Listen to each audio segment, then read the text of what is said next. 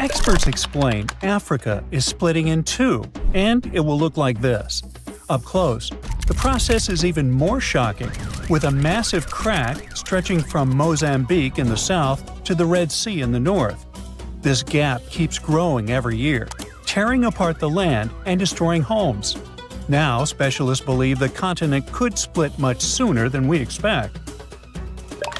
Africa is breaking apart because of the Somali Plate movement. Think of it like a dramatic breakup happening with tectonic plates. On the east side, there's the Somali Plate. On the west, we have the Nubian Plate. And during this breakup, the Somali Plate just wants more space, so it's pulling away from the Nubian Plate. This movement is forming the East African Rift, a region where tectonic plates are splitting apart, magma keeps rising from deep below, and a bunch of active volcanoes are being born. So this place is hot, with daytime temperatures that can soar to 130 degrees Fahrenheit, and at night they cool down to 95 degrees.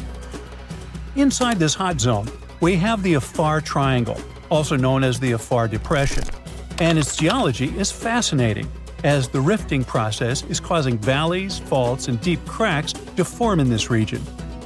Take, for example, this massive 35-mile-long fissure in Ethiopia's desert. It's also so wide that a person can easily fit inside of it.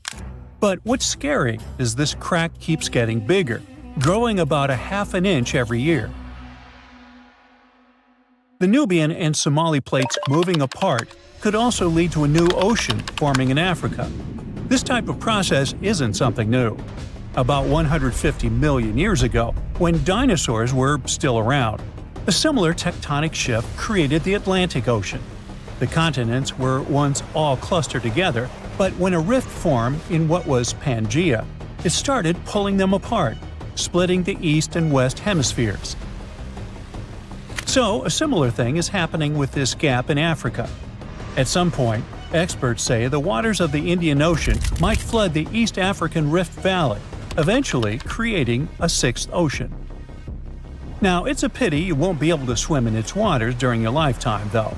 According to geophysicist Ken McDonald, who specializes in tectonic faults, this dramatic rupture could happen in 1 to 5 million years. Trust me, that's considered fast in geologic terms, and way sooner than most experts thought. Now, even though you won't get to watch Africa breaking apart, people there will still see and feel the signs.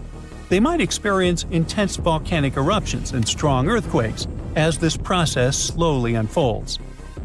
One example is related to that scary crack in Ethiopia's desert we mentioned earlier. The fissure was created in 2005, after the area was hit by 2 volcanic eruptions and 163 earthquakes, each with a magnitude greater than 3.9. A crack this deep and long on Earth usually takes centuries to form, but in this case, it unfolded in just a matter of days. That's how powerful this event is. In fact, this kind of intense seismic activity can speed up the African splitting process, and that's why it's so hard to predict the exact time frame for the event. What we know is that people are already calling this new land the Nubian continent. If the predictions are right, it will include Somalia, Kenya, Tanzania, and part of Ethiopia. That's exciting and concerning at the same time. As new coastlines emerge, countries will need to make major adjustments when it comes to infrastructure and land management. They might lose a lot of roads, houses, and other constructions currently located near or right in the East African Rift. In Kenya, for example, the fissures tore apart a busy road, and authorities desperately tried to fill the gap with rocks and cement. In another case, an old woman was sitting and eating with her family when her house suddenly split down the middle. Recently, earthquakes that happened near Ethiopia's Afar region demolished 37 schools and forced about 5,000 students to leave their classrooms. Unfortunately, stories like this could become more common over the next few years. But there is a positive side to all this. Countries located in the middle of Africa, like Zambia and Uganda, could gain coastlines, and that might be great for them. Having a coast means they would get access to new trade routes, opening fresh economic opportunities. Plus, think about the tourism boom. With all those newly formed paradisical beaches, these countries could become the next big gateway spot for travelers. The local ecosystem in this newly created ocean will change as well, and new marine species may emerge. So, let's look. This is the path where the rift is most advanced right now. I mean, we expect this is where Africa will eventually get separated. But things could get a little more complicated. Some time ago, Michael Daly, a geologist at the University of Oxford, suggested that this rift could extend further west. And some new evidence backs up his theory, pointing out that the crack could extend south through Botswana's heartland into South Africa, and west through Namibia, all the way to the Atlantic Ocean. If these fractures widened into deep cracks, the ocean might come in and fill the gaps. Experts say Africa could split so much that it becomes an archipelago. But then again, we won't see that happening. It will take tens of millions of years for this to play out. We already know that Africa is at risk of breaking into a bunch of huge islands, or small continents. The news isn't great for Madagascar either, as the world's fourth largest island could end up being split in half. But can the opposite process happen? I mean, can new land appear as the Nubian and Somali plates move apart? Well, as these tectonic plates get away from each other, the magma from the Earth's mantle might rise to the surface, and when it cools, it solidifies into new land. That's how other places in the world emerged, like Iceland and the Azores. So, yeah, the same process could happen in the East African Rift, and over the long term, it is possible that the rift could create new islands. For now, all we can say is that the geology of the Afar Depression is unique. It is the most active rift system on our planet. And when I say rift system, I mean a zone where tectonic plates are pulling apart. This region brings together all kinds of events, from faults in the Earth's crust to volcanic zones to the potential formation of a sixth ocean. For experts, it's like studying the evolution of rifts up close. And since it is such an active volcanic area, it also has enormous potential for tapping into geothermal energy, that is, using heat from inside the Earth to generate electricity. 2 geothermal power plants are already producing energy in Ethiopia, one in the Ethiopian Rift Valley and the other in the Afar. Now, geologists are exploring new potential spots. When we look at that deep crack in the ground, we know it's caused by tectonic plate movement. There's no mystery there. But what we still don't fully understand is why the cracks happen exactly where they do. For example, a crack that opened up in Botswana appeared after a magnitude 6.5 earthquake back in 2017. But the epicenter wasn't in the rift zone, where the plates are moving like we would expect. Instead, it was farther south.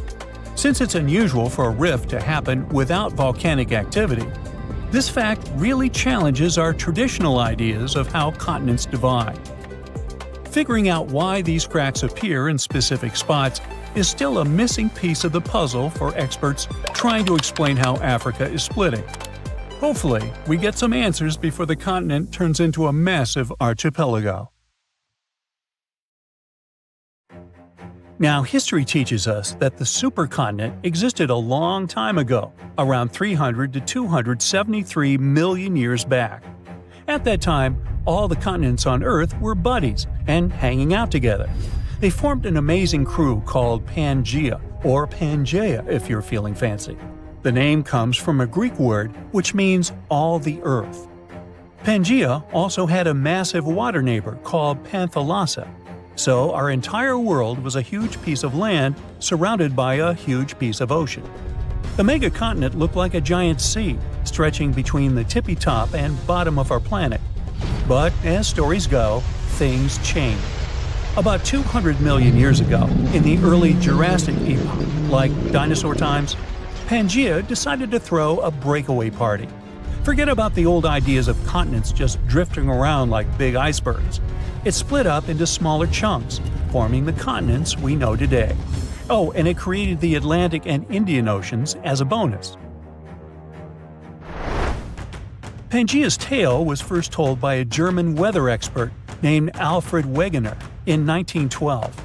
But how did he learn about something that happened so long ago? Imagine the Earth's core as a big, cozy fireplace, giving off heat.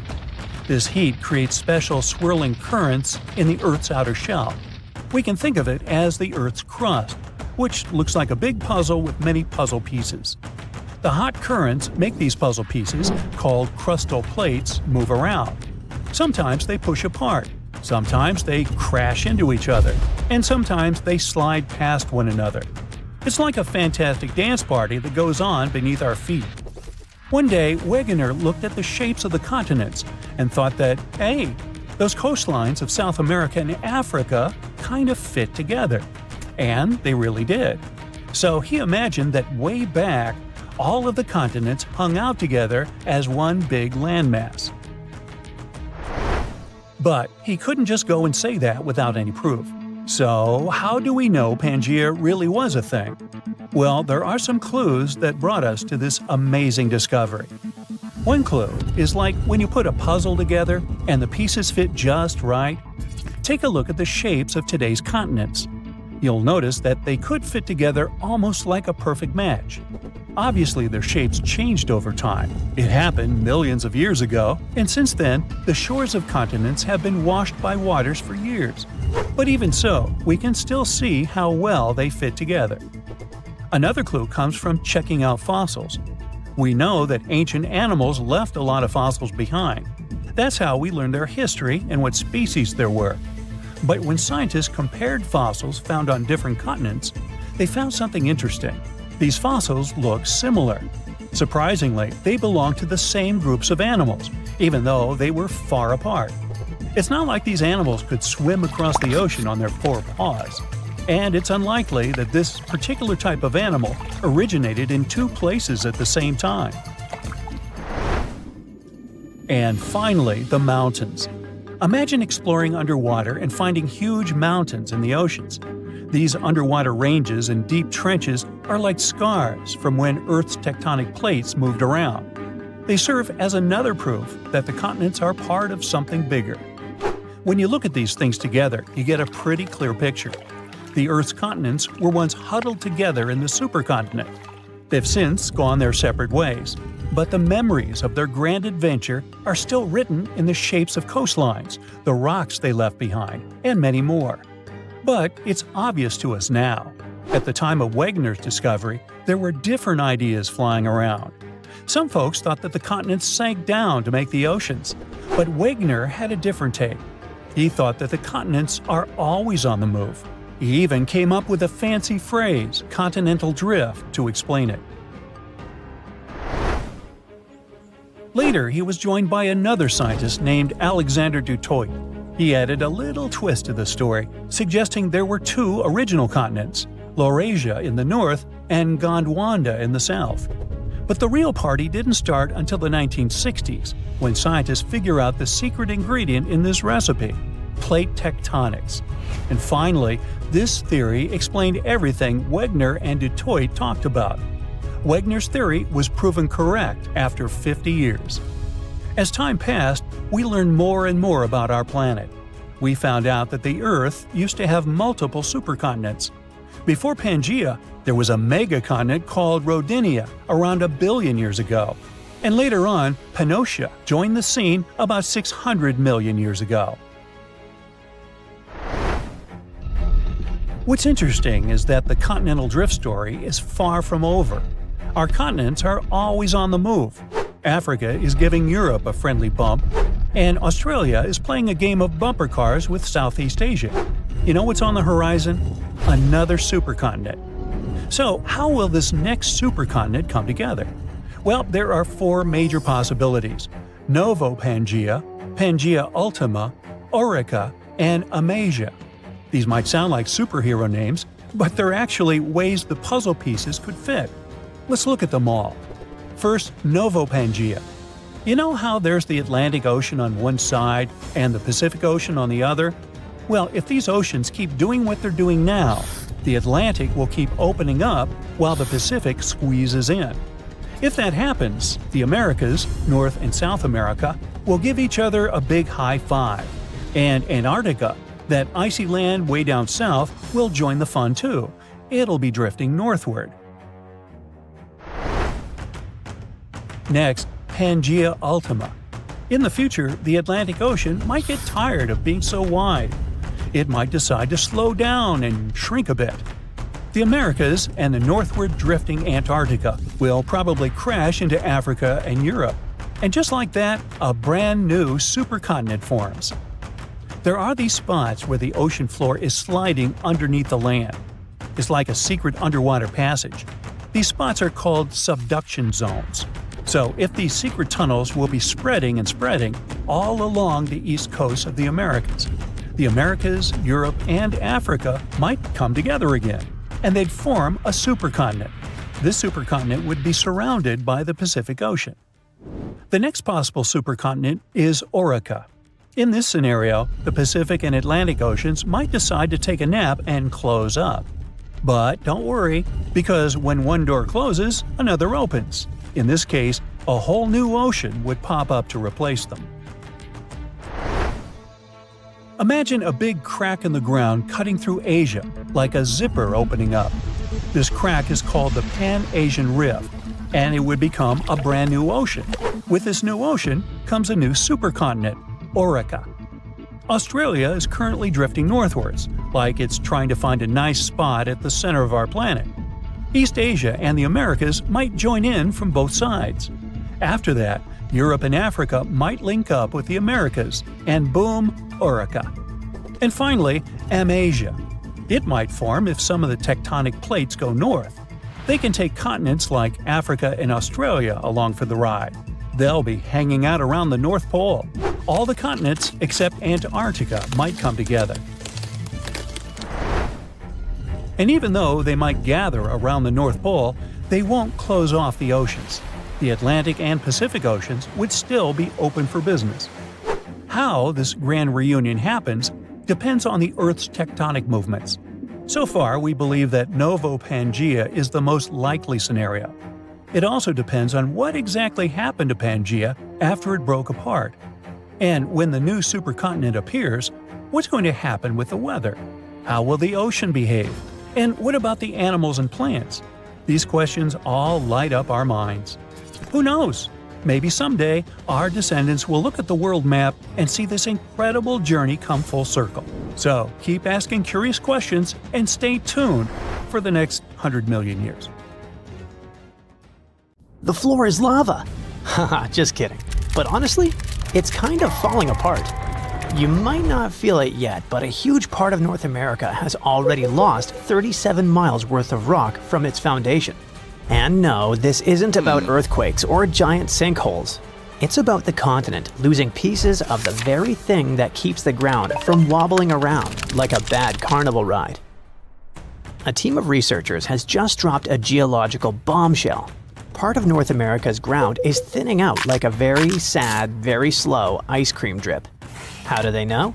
They basically gave Earth a high-tech full-body MRI and created 3D maps showing how rocks once considered indestructible are now melting away into the planet's guts, like an upside-down cheese pizza inside an oven. But to really understand this mess, you first have to meet my old friends, cratons. Cratons are like the roots of the continents. They're thick, tough, and ancient. We're talking billions of years old. These bad boys survived meteor impacts, supervolcanoes, and even the tectonic movement of plates. If the plates got into fistfights, for example, you can bet we would see mountain ranges being born. If they got a divorce, drifting apart from each other, then a whole new ocean would be born. All of these things leave scars on the surface of Earth, but the cratons seem to always remain unfazed, like the cockroaches of geology. And since a craton can basically get punched in the face and feel nothing, scientists always assumed these things were nearly indestructible.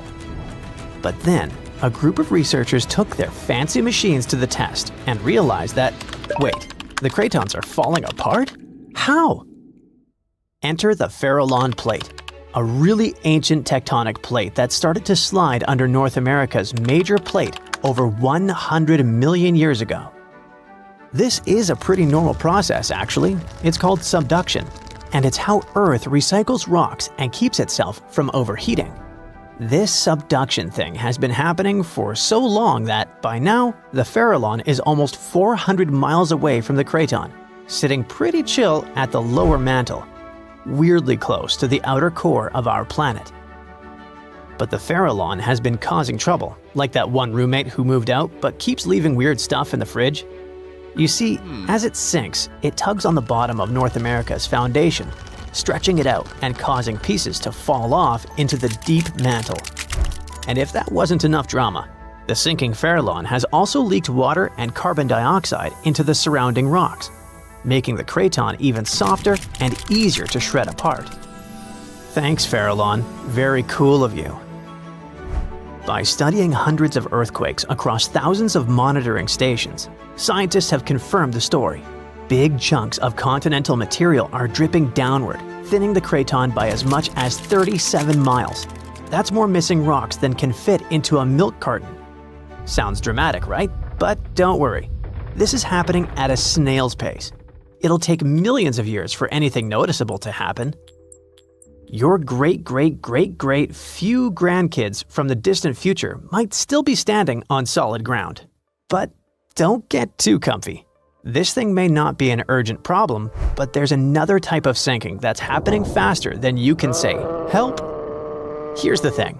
By 2050, at least 32 major cities in the US, including New York, Baltimore, and Charleston, could be partially underwater. And guess what? This one is mostly our fault. Scientists noticed that since 2007, some cities have been sinking into the ground between 0.04 and 0.08 inches every year. Charleston, in South Carolina, is pulling ahead in the worst way possible, sinking 0.15 inches annually. Sure, these numbers sound tiny and a bit ridiculous, but Charleston is barely 9 feet above sea level, and a little sinking goes a long way when the ocean is breathing down your neck. On really bad flood days, people there have to abandon their cars and basically swim home. This whole phenomenon is called land subsidence, and when you mix sinking land with rising sea levels, you get a disaster cocktail of flooded streets, salty farmland, ghost forests, and a lot of very cranky homeowners. And it doesn't stop with just homes. Infrastructure like bridges, roads, airports, and power plants, all things we rely on daily, are also at risk of serious damage. Flooded electrical grids and sunken highways could cause billions more in economic losses and create major safety hazards for communities. Now, let's be fair. Not everything is humanity's fault. Some of this trouble dates all the way back to the Ice Age. About 12,000 years ago, massive ice sheets covered the northern US. They were heavy, like seriously heavy. The weight pushed the land down, and when the ice melted, the ground didn't just pop back up like a trampoline. Instead, it started playing a weird game of geological seesaw. The places that were squished started rising, and the places that weren't got pulled down. This whole process, called glacial isostatic adjustment, try to say that 3 times fast. But of course, humans found a way to make it worse. Groundwater extraction is a major culprit. Think of it like pulling the stuff out of the mattress. After a while, the whole thing just sags. In places like California's Central Valley, the land is dropping by up to 8 inches a year because we keep pumping out water during droughts. In cities like New York, the problem isn't just water. Skyscrapers themselves are making it worse. Yep, turns out if you stack millions of tons of concrete and steel onto soft ground, it tends to flatten. And in case you're wondering, the total mass of New York City's buildings is around 1.68 trillion pounds. That's about the same as 3.5 million statues of liberty piled up. With so much weight concentrated over a relatively small area, the underlying soils have no choice but to compress over time. And if you thought it couldn't get messier, think again. We've been building dams, which stop rivers from delivering fresh sediment to coastal areas. That sediment is kind of like Mother Nature's way of fluffing the ground back up. Without it, coastal lands are compacting like an old sponge Plus, when wetlands are drained for agriculture or construction, the peaty soil dries out and collapses. Honestly, it's like the ground just can't catch a break. Scientists also noticed that the areas that used to be lush wetlands are now among the fastest sinking spots in the country, especially along the Gulf Coast. Louisiana, for example, is losing about a football field of land because of this mix of subsidence and rising seas. So what's the endgame here for us regular people who just want to live above sea level? Well, it's not looking great. Ghost forests, which are basically drowned woodlands, are popping up. Farmland is turning salty and unusable. And even sunny day flooding, where streets flood without any rain, is becoming a thing.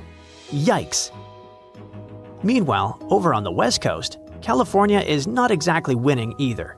San Francisco and Los Angeles are both sinking, which means that rising sea levels could hit them twice as hard and twice as fast. In some places like the Palos Verdes Peninsula, the ground has been sinking so fast, people over there might as well live like moles. So, is America turning into the next Atlantis? Probably not next week, but without serious action, like cutting back on groundwater pumping and planning smarter cities, at least 500,000 people are in serious danger. And the housing damage could easily rack up a jaw-dropping $109 billion by 2050. In the end, while North America isn't about to sink like a poorly made souffle, it's definitely showing some cracks in the crust. So maybe let's ease up on groundwater pumping, rethink how and where we build, and invest a little more in keeping our feet dry. After all, if the floor really does become lava someday, we're gonna wish we had at least fixed the leaks first. Wow, this port is so buzzing. Thousands of people come here every day to work, cargoes come and go, fishers are weighing their catches for the day, and even posh cruise ships pop in here to show this idyllic place to all the people on vacay. The ocean shore is fantastic. People walk along the beach eating ice cream or building sandcastles. Oh, and by the way, right now we're standing where the Sahara Desert used to be. Normally, our lifetime is too short to see any major changes. We don't notice mountains rise or the way rivers change their course. Entire valleys may be sinking, but it usually takes too long for them to sink entirely. Still, a group of scientists recently noticed there's a new ocean being formed really fast, and we can even witness it appear. Look here! It's the Afar Triangle. There's the Horn of Africa Peninsula not far away. It's the exact site where the sixth ocean is being born at the moment. Wherever you are, you're basically standing or sitting on a tectonic plate. You're just sitting on a couch watching this video? Cool! Your couch is standing on the floor, your floor makes part of your house is standing on the ground, and if you take a deeper look, it all stands on one of 15 principal tectonic plates. Together, these chunks are referred to as lithosphere. It's like a nice apple pie. The crust is the lithosphere, and the fragile apple filling is everything that's on the planet's surface. If the crust cracks, the filling leaks out. And this is what any earthquake is like. A tectonic plate, aka the crust, moves. The filling, also known as houses and people, is disturbed. Africa is made up of two plates, the Nubian and the Somali ones. Yeah, that's a large pie. And it seems like these two plates are constantly separating. It leads to an oceanic spreading ridge. It looks like the African continent is literally unzipping a part of it at this moment. A 345 square mile chunk of the Sahara Desert just split, so the magma rose. It triggered a series of earthquakes across Ethiopia, Eritrea, and Djibouti. And it's not just some minor earthquake. There are lots of fumes rising from those fissures, and it smells like sulfur. Phew! The eruptions slowly push the old lava sediments away, which is followed by creation of the new seafloor. The crack is filled with magma, and when it cools, it forms the new oceanic floor. If this process doesn't stop, the Red Sea will finally flood the area, forming the sixth ocean, and Africa will be split into two parts. So we'll basically have two Africas. But wait. Neither you nor your grandchildren are going to see that sixth ocean. You'll only have 5 of them throughout your life. Same with our future generations. Same old Pacific, Atlantic, Indian, Arctic, and the Southern Oceans. Before the oceanic floor gets solid and before the Red Sea actually starts flowing in there, many thousands if not millions of years must pass. The continents move as fast as your nails grow, and imagine that the longest nail ever seen in history was the thumbnail of an Indian man reaching almost 6.5 feet before he cut his nails. It took him almost 60 years to grow it. Now think how far the continents will have to move by the time you celebrate your 100th birthday. Spoiler, it's not going to be very far. But anyway, you can witness some minor changes that take place even now. All those cracks that may not seem that significant so far make all the landscape in the Afar region look really unique. There's a couple more reasons for this uniqueness. Meet Erta Ale in Ethiopia, the volcano famous for its world's longest-lasting lava lake. It's located in the Afar Depression, also known as the Afar Triangle. By the way, depression refers to the sunken area. There's nothing sad about it. It's not the only volcano in this area. Eritrea, known as the Nabro volcano. It's never erupted, yet the lava in this area is pretty active. More volcanoes are to come because of the tectonic plate movements. They pull away from each other, and the Earth's crust gets thinner. The weaker the area is, the more volcanoes there are. Okay, the plates are separating, and it's kind of inevitable. It's just the question of time. This process is also called the Afar plume. We'll get more volcanoes, it's inevitable either. But how does it happen? Remember that apple pie? Yes, it was delicious. Well, things are actually much more complicated.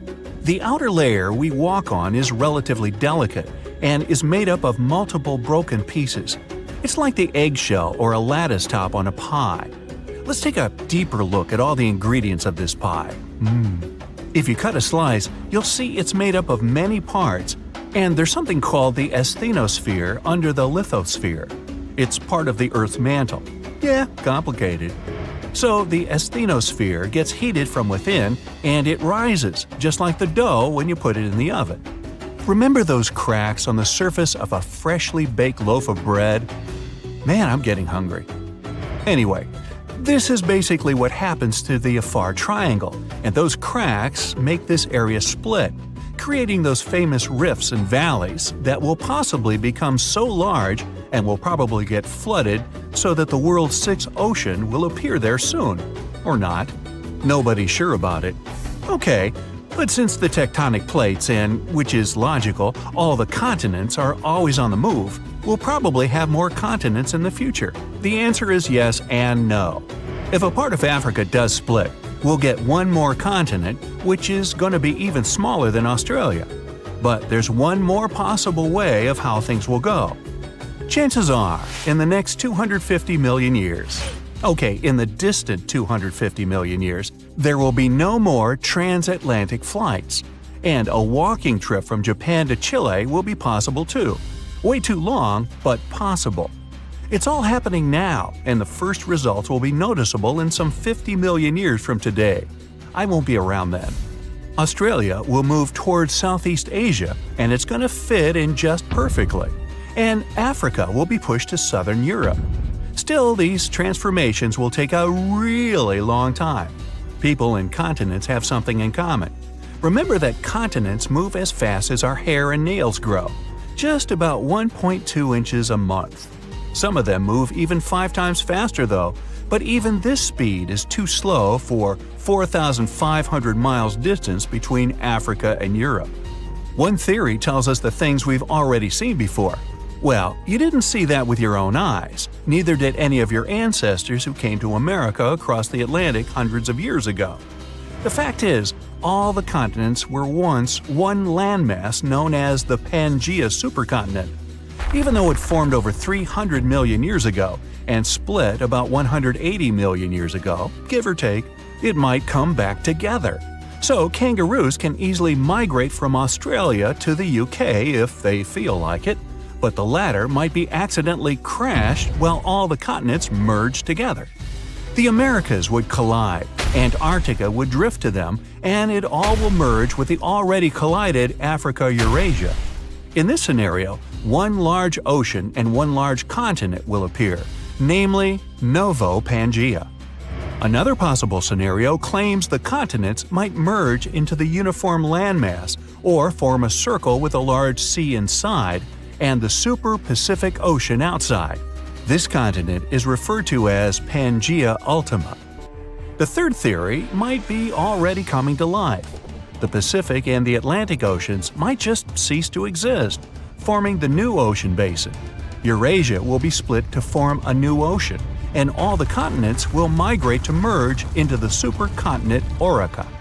And the fourth and last theory claims that the Pacific and the Atlantic Oceans will remain almost unchanged, and all the continents but Antarctica will merge into one, leaving poor Antarctica even more isolated and abandoned than it is now.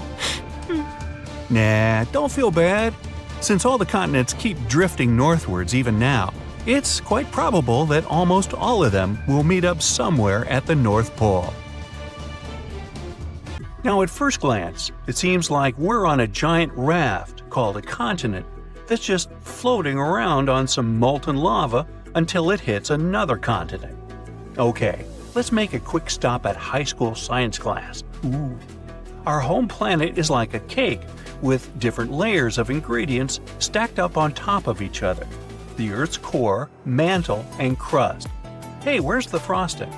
The cake batter on top represents the crust of the Earth, made up of three types of tasty rock: igneous, sedimentary, and, say it with me, metamorphic. These rocks are formed in different ways, such as from solidified lava or from the deposits of particles and minerals. The crust is what we stand on, a home to our continents, oceans, and everything we see around us. Then you have the mantle, not the baseball player, the layer that lies right below the crust. Many people think that the mantle is just lava, but it's not quite like that. Just like how you mix different ingredients in the cake batter, the mantle is made up of different types of rocks that are constantly moving and shifting.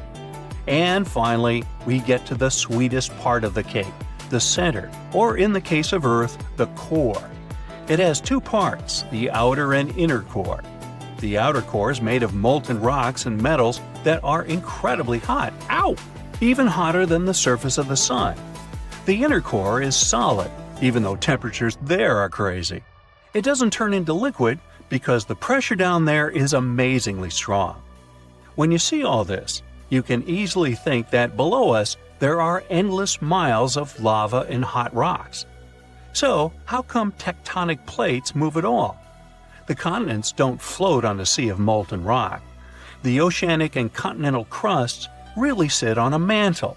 Sure, there's a layer of liquid rock in our planet, the outer core, around 1,800 miles below the surface, but it's separated from the surface by the mantle that's thick and solid. So, the Earth's tectonic plates move around because they're on a thick layer of solid rock, the upper mantle. Basically, this rock is under incredible pressure and heat, which makes it flow in slow motion over time. Think of it like honey or syrup that you pour over your cake layers. As you move the cake around, the honey or syrup will also move and flow. Similarly, the upper mantle can flow and drag the parts above it along, just way slower than honey. And the rock is both breakable and flexible. It can crack and break like a cookie, now I'm getting hungry, but it can also stretch and bend like a piece of taffy. When the plates get caught on each other, they can't move anymore. But when they break free, they start drifting again, like puzzle pieces shifting around until they find their perfect fit. Extremely high temperatures and pressure are the reason this flow happens. It's like a big pot of soup on the stove. As the soup heats up, it starts to move around, carrying heat from one spot to another. Is it lunchtime? And speaking of lava, it's not just molten rocks that travel all the way up from the outer core to volcanoes. When tectonic plates come together and one slides underneath the other, they create a lot of heat and pressure while grinding against each other. It's like rubbing your hands together fast and they start to get hot, or when you start a fire with rocks. And as the melted rock, or magma, rises to the surface, it can create volcanoes. Now, long ago, the Earth's land was not divided into continents as it is today. Instead, there was one giant landmass known as Pangaea, meaning all Earth in Greek. Whoa! Imagine being stuck in the middle of this giant ocean. So, over time, this supercontinent slowly broke apart. Its parts drifted away from each other and formed the separate lands we call continents. This idea first popped out in the 16th century when one cartographer realized the coastlines of Africa, America, and Europe appear like they could fit together like puzzle pieces. Later, researchers realized the rock composition of their coastlines was similar, which means they used to be part of one giant mass, and they call that the theory of continental drift. At first, people were pretty skeptical about that idea because they didn't know how such massive lands could move around. Now, we'd all be able to explain that part, right? So, the Earth's crust is divided into a couple of large plates and many smaller ones. All of them are still moving, even though it's in slow motion. We can't sense it, and we won't see any particular changes during our lifetime. It's a process that lasts hundreds of millions of years. As the plates move, they interact with one another in fascinating ways.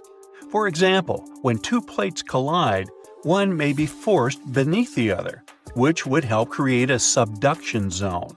Over time, this is the way you get many cool things like volcanic islands, trenches, and even entire mountain ranges. Plates apparently started moving around 3.5 billion years ago. It took them a while to group into the first jigsaw supercontinent we know about called Ur. Today, its remains make up parts of Madagascar, India, and Australia. Pangaea formed 335 million years ago, but it probably won't be the last continent that will form. So, some new generations in the distant future could live on something called the next Pangaea. When the oceanic crust of the Atlantic Ocean slowly takes its place under the continental crust, the oceanic basin of the Atlantic is going to close, which is why the continents will end up pulled together. This means the Americas will meet Africa, and Eurasia will be flipped on its side.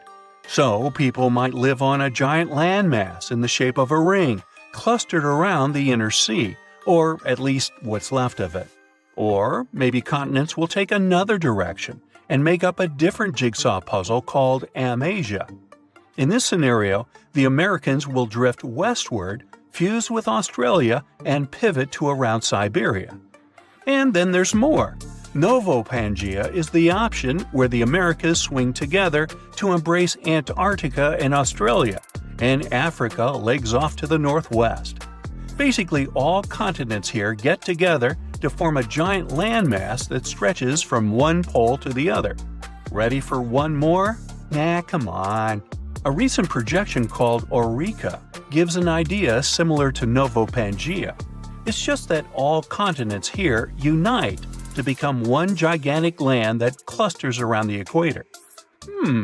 Maybe this would be my favorite one to live at, with the sunny weather and the beach all the time.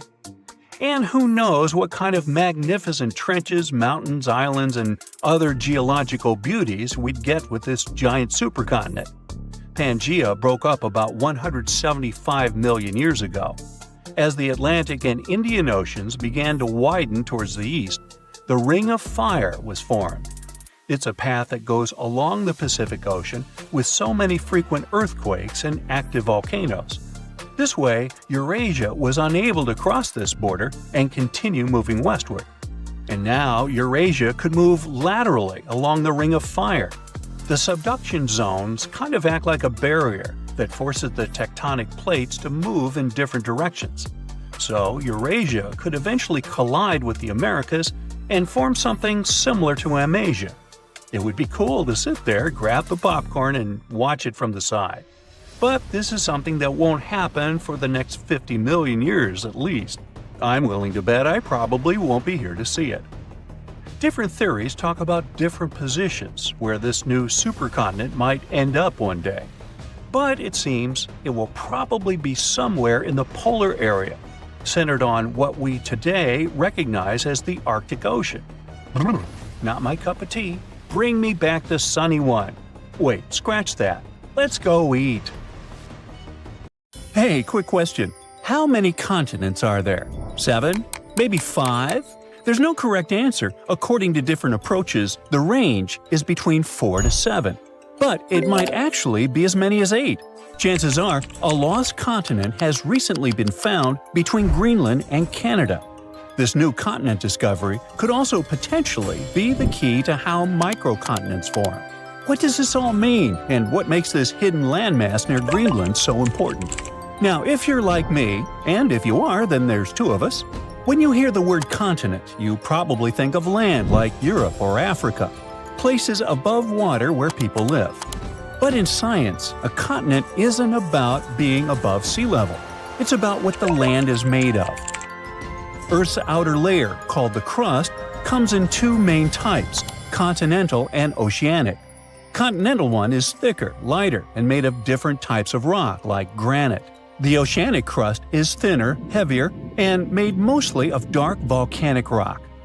Now, the discovery under the Davis Strait between Greenland and Canada appears to be a piece of continental landmass, even though it's under the ocean.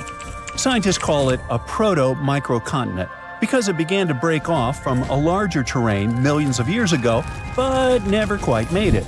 As tectonic plates slowly shifted, the Earth's crust in this region stretched and cracked. One chunk started to split away, but for some reason, the process stopped. It didn't drift off like a full continent, and it didn't sink like ocean crust either. Instead, it stayed right there, floating beneath the waves all this time. This makes it different from true microcontinents, like Zealandia, which have completely detached and now exist as separate tectonic blocks. Zealandia is a submerged microcontinent near New Zealand. About 94% of it lies underwater, but because it's made of continental crust, many geologists say it qualifies as Earth's 8th continent. However, Zealandia is still debated because it's too big to be a microcontinent, and there's no official global body to define its status.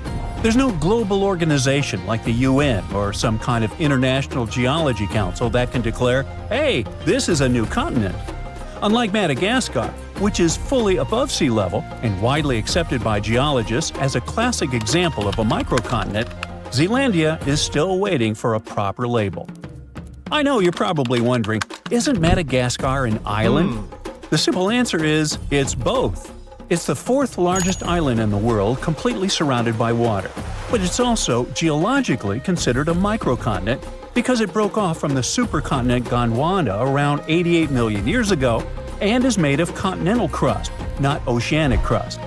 Unlike volcanic islands like Hawaii, this isn't just built from lava. It's a real piece of ancient continental crust. So, Madagascar checks both boxes: island by geography, microcontinent by geology. And that's exactly why these discoveries can be fascinating.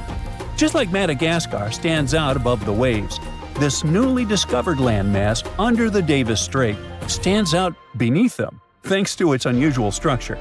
What makes it stand out is its unusual thickness. Most of the ocean floor is thin, like metal. This is more like packed clay, layered with continental materials.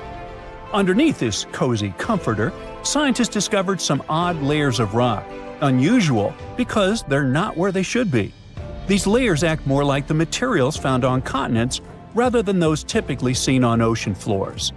There are hints of granite-like formations and distinct magnetic properties, which suggest that this stuff is similar to what makes up dry land. The size is also remarkable. The proto-microcontinent is about 12 to 15 miles across, which makes it roughly the size of a mid-sized city, like Manhattan Island at 6,500 feet underwater. The fact that it sits right under the Davis Strait, one of the widest ocean passages on Earth, makes it one of the largest submerged continental fragments we've found.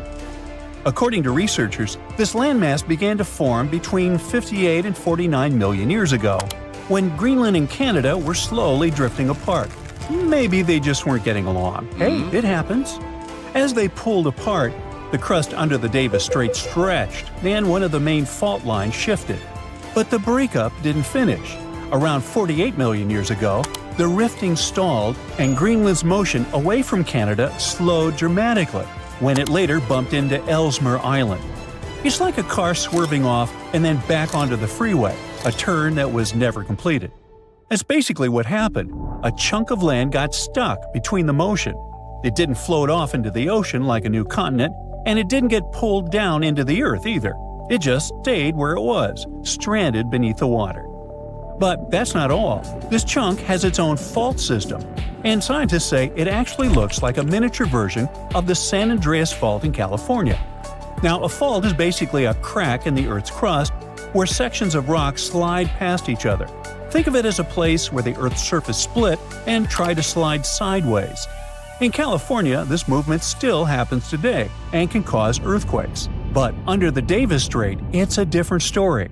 The movement started, then suddenly stopped, like hitting pause in the middle of a big shift. It's a frozen moment in the planet's past, preserved right beneath the waves. For geologists, that makes the microcontinent under Davis Strait incredibly valuable. That sudden pause in motion helps explain why some chunks of land break away cleanly, while others twist, stall, or disappear. But this isn't just academic. By studying how continents break apart or stall, scientists can better predict future shifts in land, fault lines, and seismic activity. And predicting earthquakes and geological hazards could prove quite valuable to everyone. Knowing how microcontinents form could help us anticipate how the planet's surface might shift over millions of years, which affects everything from climate models to resource availability.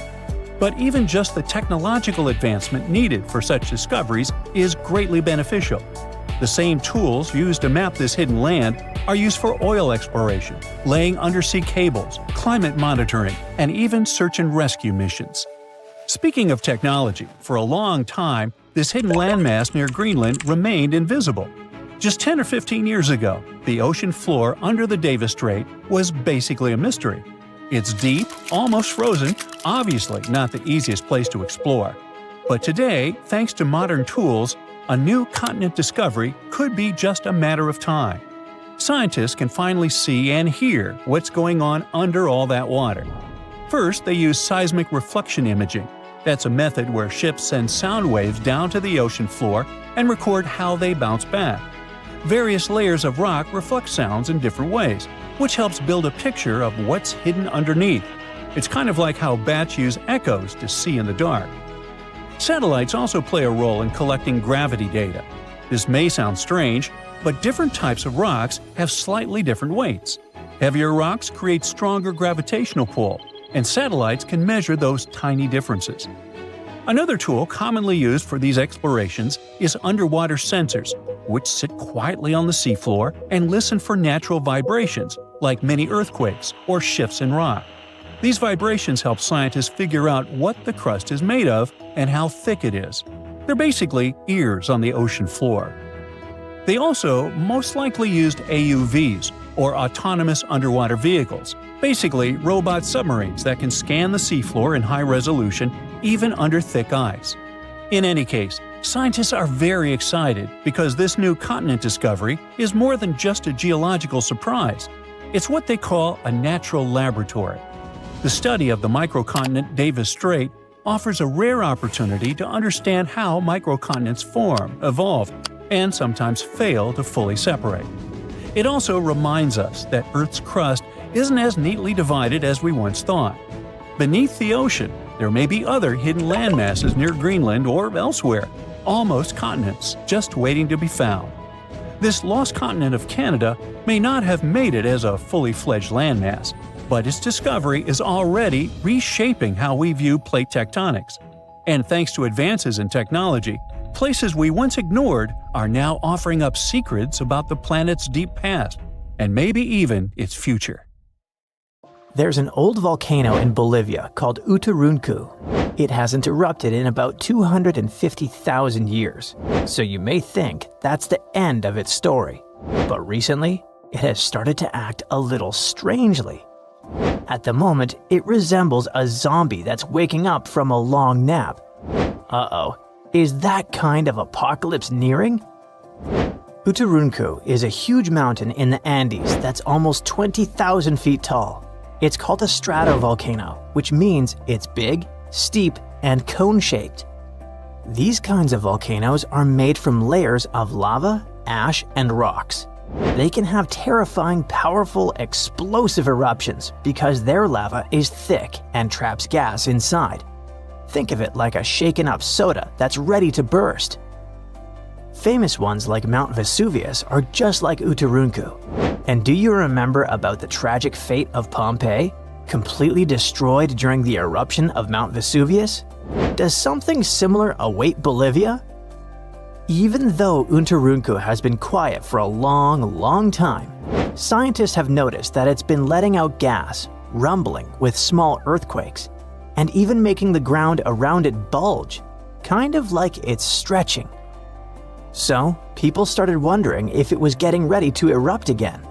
Scientists decided to take a closer look at this situation and found out that liquid and gas moving around under the volcano is causing all this activity. It doesn't mean the volcano is definitely going to erupt, but it helps explain why it still seems alive. Let's dive into details. Since the 1990s, scientists have been using satellites and GPS to keep an eye on the ground around the Uturuncu volcano. At one point, they noticed something weird. The ground was rising in the middle and sinking around the edges, kind of like a sombrero hat. The middle part has been slowly going up for at least 50 years, by about 0.4 inches a year. It doesn't sound like a lot, but hold on. This strange shape, along with lots of tiny earthquakes and gas like carbon dioxide coming out of the volcano, made scientists think that there might be a giant blob of magma growing under the mountain. If that were true, it could mean only one scary thing. The volcano could be getting ready to erupt. Uturuncu sits on top of a huge underground pool of magma called the Altiplano Puna magma body. This pool is really big and really deep, stretching under parts of Bolivia, Chile, and Argentina. Scientists thought that magma from the APMB might be rising and collecting near the surface, which could lead to an eruption. But now, after studying more than 1,700 earthquakes and checking the rocks around the volcano, scientists have a new idea. Apparently, it's not magma rising up. Instead, hot fluids and gases are traveling up from the APMB through a narrow path shaped like a chimney. These gases, like steam and CO2, can get trapped under the top of the volcano, while salty water, brine, spreads out sideways into tiny cracks in the rocks. This moving gas and water can make the ground rise and fall and cause small quakes, without any magma getting close to the surface. So the good news is, Uturuncu probably isn't about to erupt. If it did happen, it would cause serious damage to nearby communities and even pose a threat to human lives. Lava flows could reach towns tens of miles away from the volcano, and volcanic ash could even spread across Bolivia, Argentina, and Chile. Luckily, even though the volcano is still alive and rumbling, it's not as dangerous as scientists once thought. This discovery might help scientists figure out if other volcanoes around the world are getting ready to erupt. Now, let's visit Alaska, where according to researchers, Mount Spur might erupt soon. It's letting out strange amounts of volcanic gases from the top and side vent, the very vent that last erupted in 1992. If it erupts again, it could cause problems for airplanes flying nearby and might send ash falling from the sky. The good news is that nobody lives close to it, so people are safe for now. But even though Mount Spur isn't super dangerous, there are other volcanoes around the world that could be really destructive. One of those is Campi Flegrei, a giant volcano system near the city of Naples. Instead of one big mountain, it has 24 craters spread across the area. It last erupted in 1538, but its biggest eruption happened about 40,000 years ago. That explosion covered the whole Mediterranean region in ash and made temperatures drop by up to 16.2 degrees Fahrenheit in Eastern Europe, which led to a very cold volcanic winter. If Campiflegrei erupted again today, it could be very dangerous. It might cover Naples and nearby places in ash, causing earthquakes and landslides, and create air pollution and acid rain. Scientists are keeping an eye on it, especially after a 4.4 magnitude earthquake shook the area in March 2025.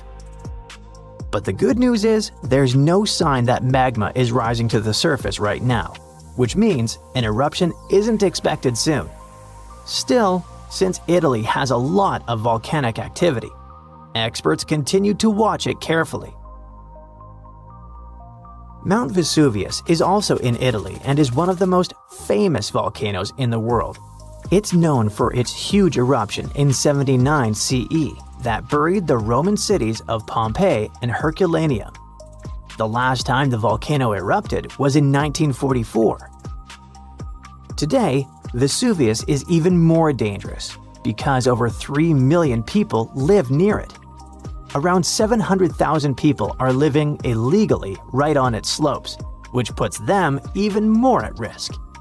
If the volcano erupts again, it could send rocks and ash flying through the air at nearly 100 miles per hour and cause major destruction, possibly even wiping out Naples. And still, scientists believe a big eruption from Vesuvius probably won't happen for a few hundred more years. But since it's still an active volcano, researchers continue to monitor it. Cumbre Vieja is a volcano on the island of La Palma, which is part of the Canary Islands. It last erupted in 2021. During that eruption, lava poured out of the volcano and flowed all the way to the sea.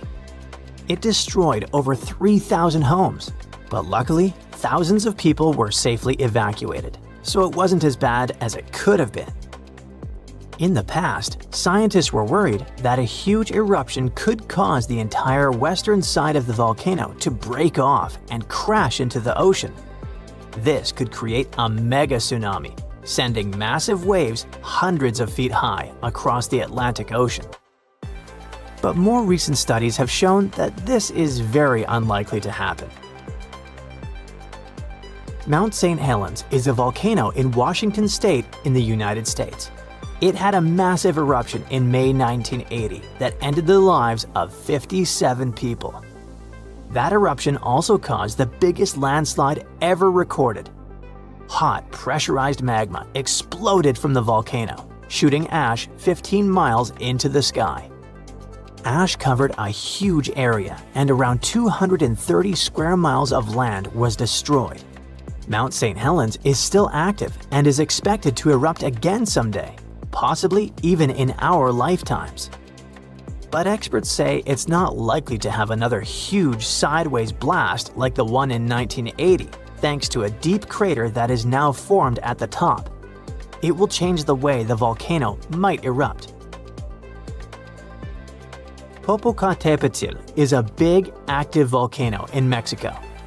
It's been slowly erupting on and off since the early 2000s. It's really close to a lot of people, just 40 miles from the Mexico City metropolitan area, which has about 22 million people, and 30 miles from Puebla, which is home to about 6 million inhabitants. If Popocatépetl had a huge eruption, it could cover Mexico City in thick ash as much as 8 inches deep. That ash could block drains, mess up the water, and even stop the electricity from working. Even worse, fast-moving lava and super hot flows, called pyroclastic flows, could rush down the mountain and destroy towns nearby. The volcano was quiet for 50 years, but now it rumbles and shakes pretty often. There have been over a dozen small eruptions, including some as recent as February 2024. Some nearby places got covered in ash, but scientists say this isn't too surprising, and they're keeping a close eye on it.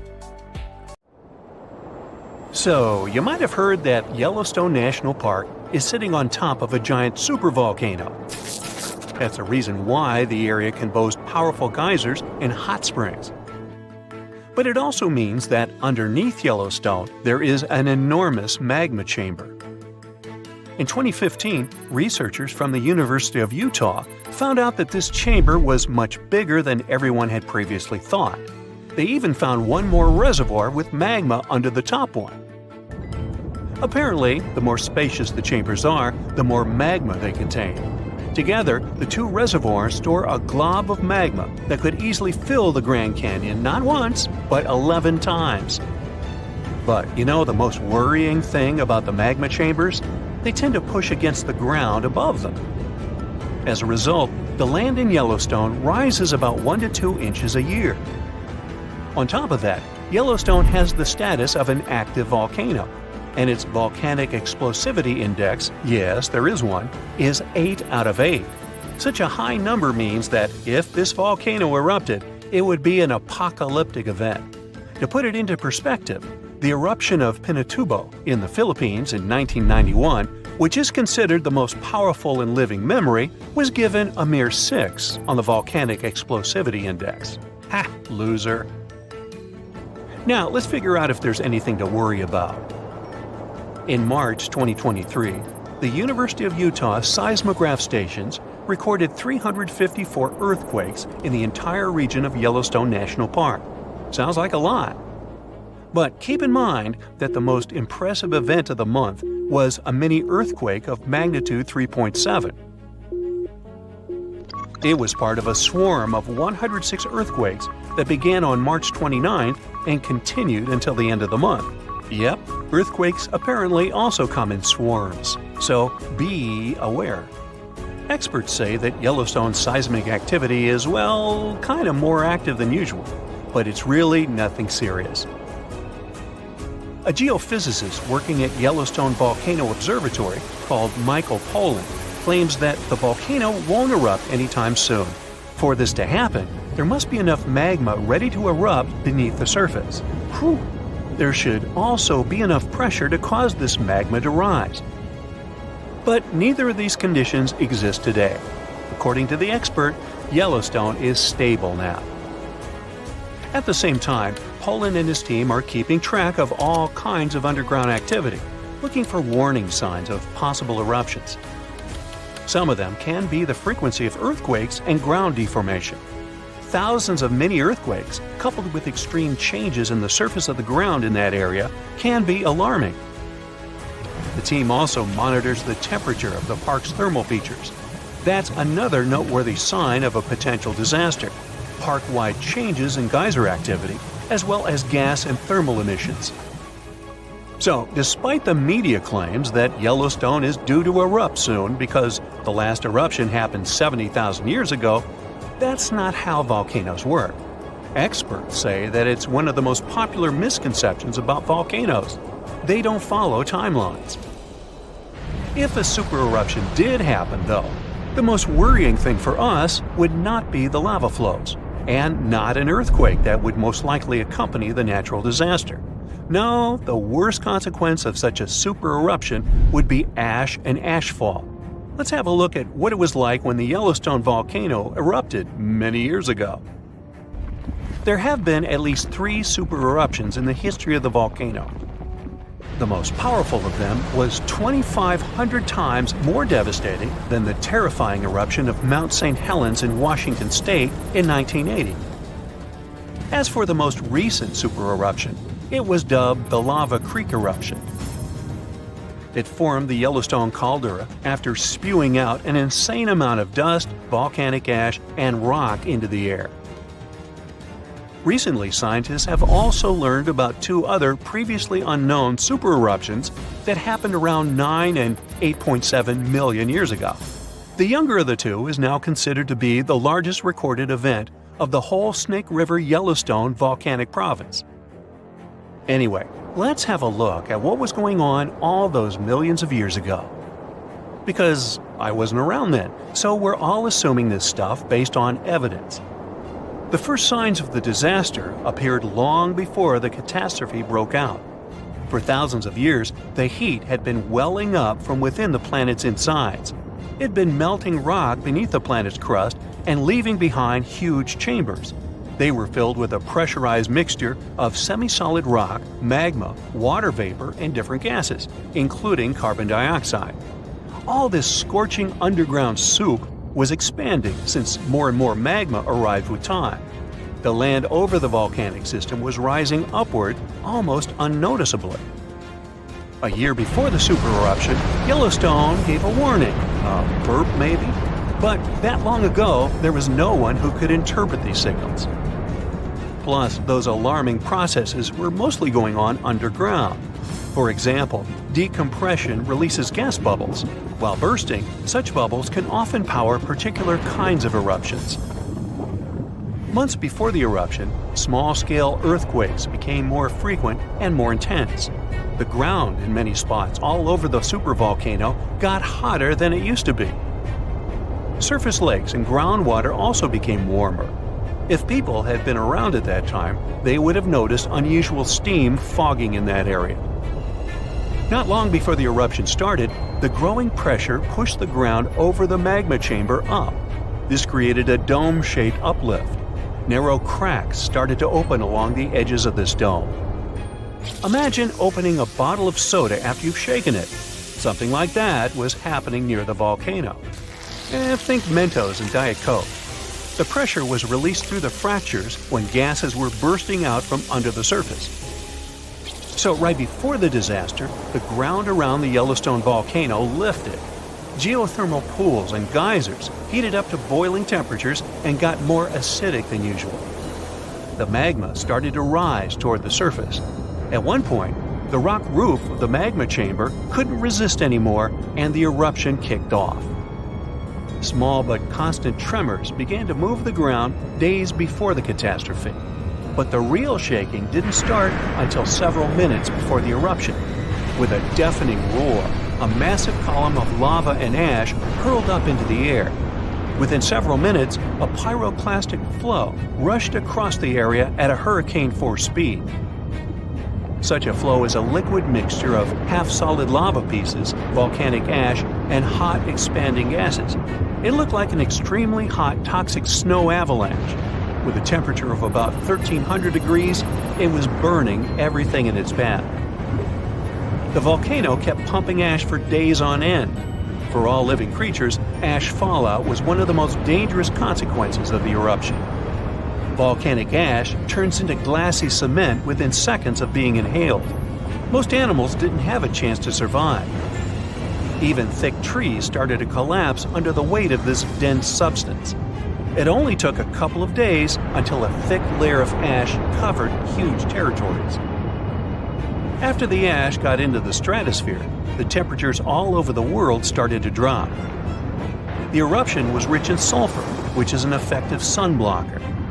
That's why it soon got so cold that there was no summer in the whole world for the next several years. Animals couldn't find food and clean water. This natural disaster, called the Gray's Landing supereruption, was colossal. That's how researchers described it in their recent studies. It affected a huge territory. The streams of lava enameled an area as large as New Jersey in scorching hot volcanic glass.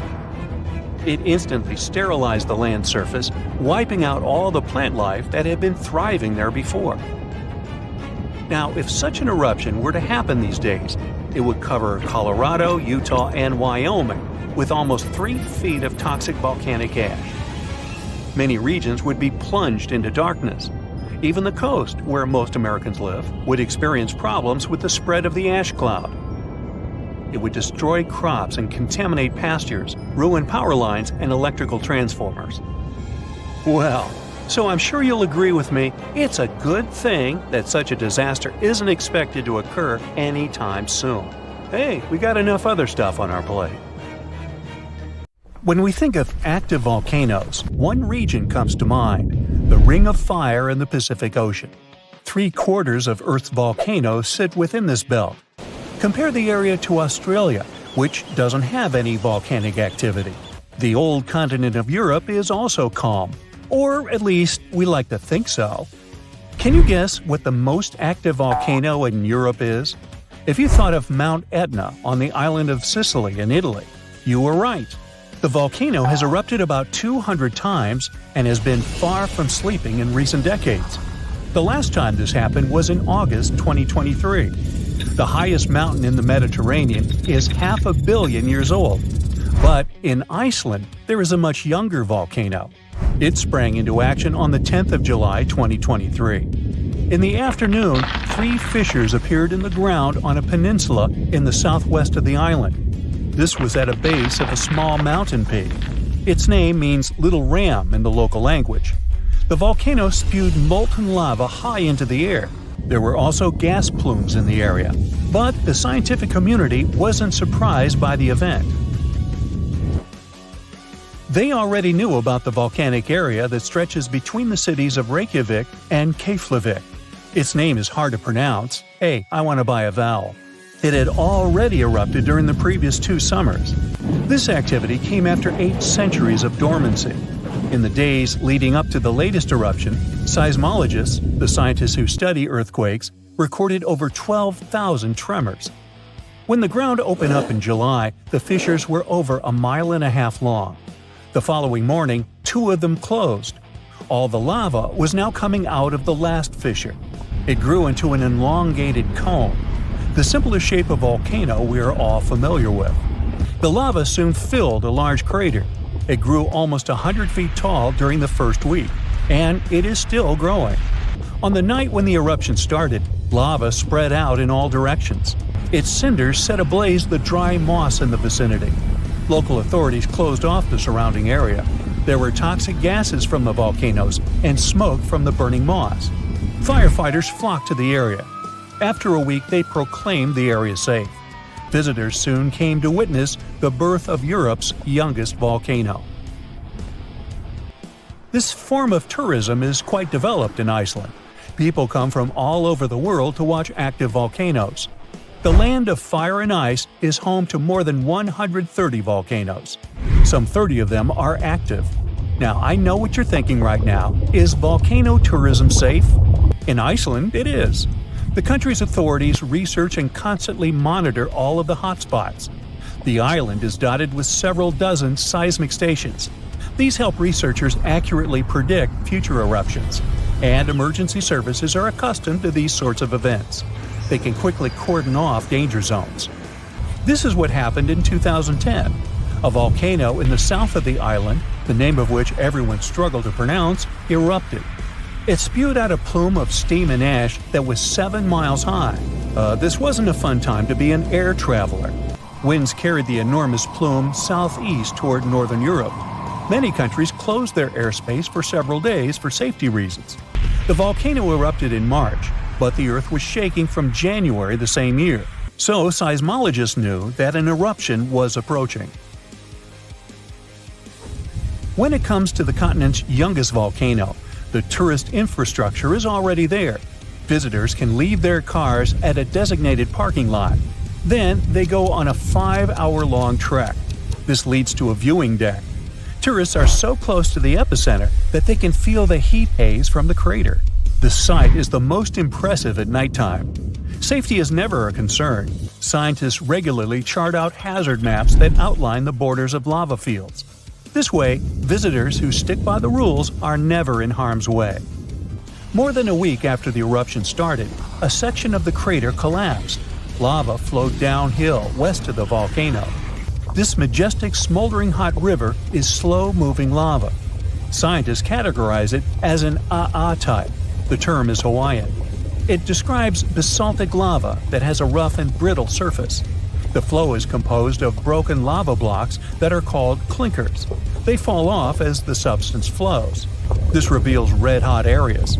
The cooler sections of lava are gray and black in color. When it moves forward, it produces a distinctive sound like shattering glass.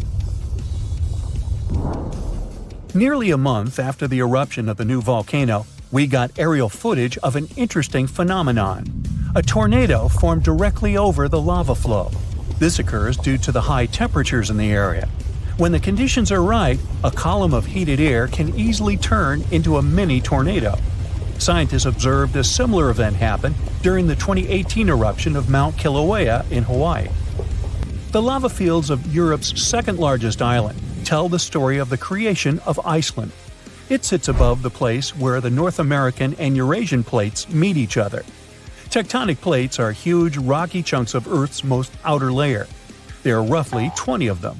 They rest on a partially molten layer of rock. All the lava we see on the surface starts its journey here. You could say that these plates float on molten rock. Their boundaries are unstable, so when two plates grind past each other, they release tremendous amounts of energy. The formation of volcanoes is one result. These are places where the molten rock travels upward to the surface. Iceland began to form some 60 million years ago.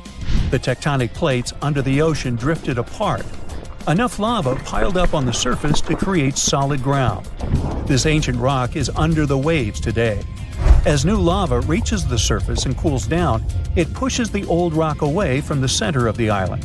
That's why the oldest parts of Iceland aren't 60 but only 16 million years old. The country's active lava fields are young in geological terms. Some of them are under 1,000 years old. Scientists consider the island a hot spot for volcanoes, pun intended. Nearly a third of the basaltic lava that reaches the Earth's surface in recorded history came from Icelandic eruptions. Fissure swarms, like the ones before the 2023 eruption, cover 30% of the Nordic country. For this reason, only a quarter of the island is inhabited.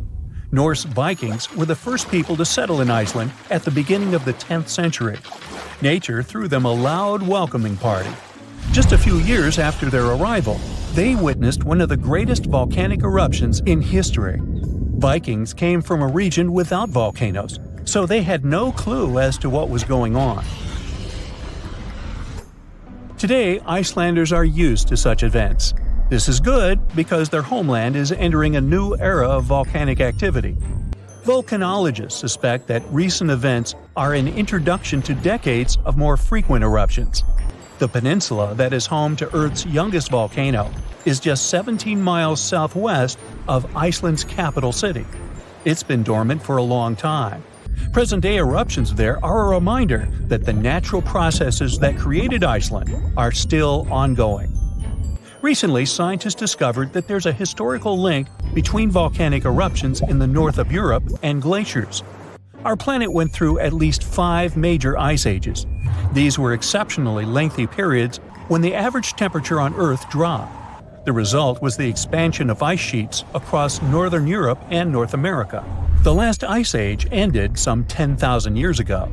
Researchers are still trying to fully understand how these glacial periods affected volcanic activity.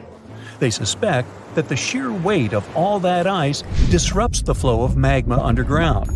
When glaciers retreat, the pressure is lifted. This makes it easier for lava to flow upward to the surface where it bursts.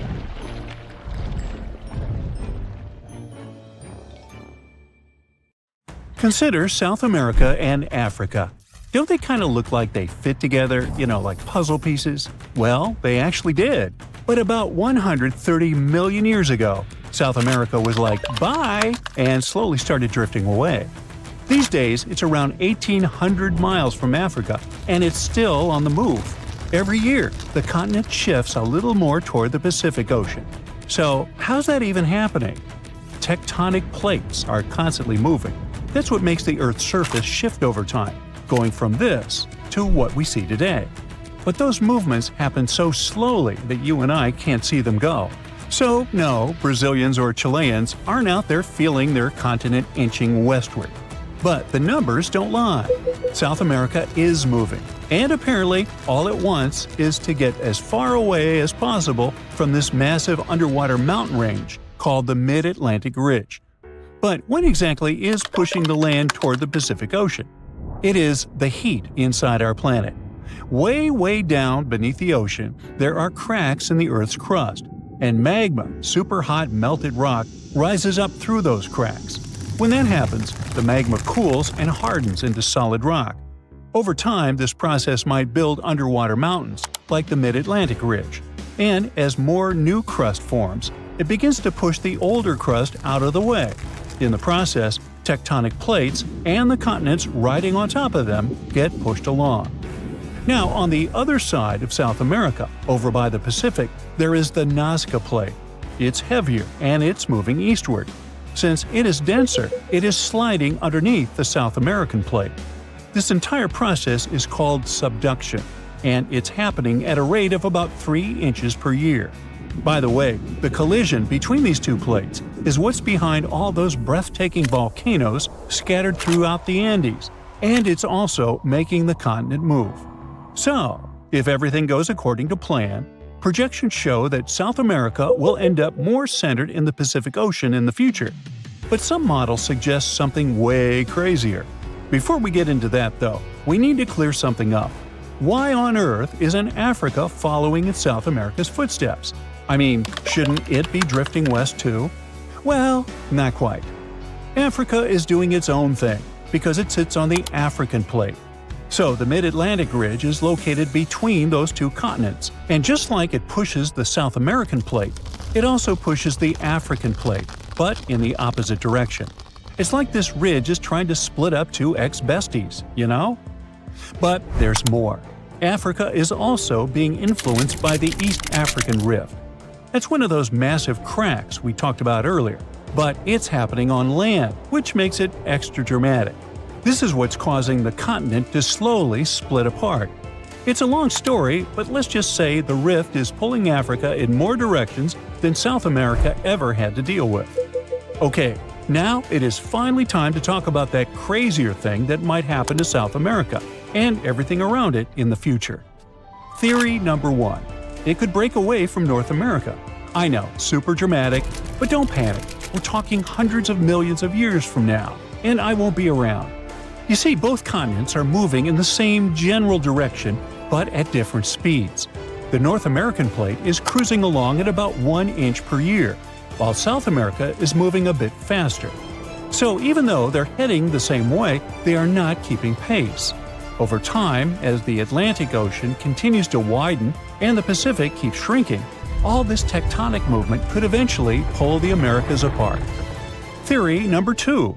Marine life could go through some major changes. Right now, the Americas act as kind of a giant wall between the Atlantic and Pacific Oceans. Because of that, sea animals have evolved differently on each side. Take the green sea turtle, for example. The ones living in the Atlantic tend to be bigger and lighter in color. Meanwhile, their Pacific cousins are usually smaller and darker. But if, one day, there is no land blocking these two populations from mixing, they would end up with brand new migration routes, new nesting spots, and a lot more overlap in their territories. Now, multiply that scenario by hundreds of other species, and things could really get shaken up. We're talking about new interactions, unexpected competition, and maybe even the rise of entirely new species. Alright, theory number 3. America might meet Africa again. Right now, the Mid-Atlantic Ridge is busy creating a new seafloor, and because of that, the Atlantic Ocean is slowly getting wider. But in about 125 million years, scientists believe that process could come to a stop. Instead of the seafloor spreading apart, the ocean floor might start getting pulled under the continents. When that happens, the Atlantic will stop growing and start shrinking, and the water section between South America and Africa is likely to be the first part pulled beneath the land. That means the Americas and Africa could meet again. And when that happens, border countries could turn into super shaky places, with earthquakes happening all the time and brand new volcanoes popping up left and right. The eastern United States would no longer be known for the peaceful green slopes of the Appalachians, but for snow-covered giants that occasionally spew lava and ash, more like the Cascade Range out west. Countries would end up with totally new neighbors. Brazil might line up with Nigeria and Cameroon. Uruguay could be sitting right next to Angola. And Argentina might be sharing a border with South Africa. So if these two continents really do merge, how intense would that be?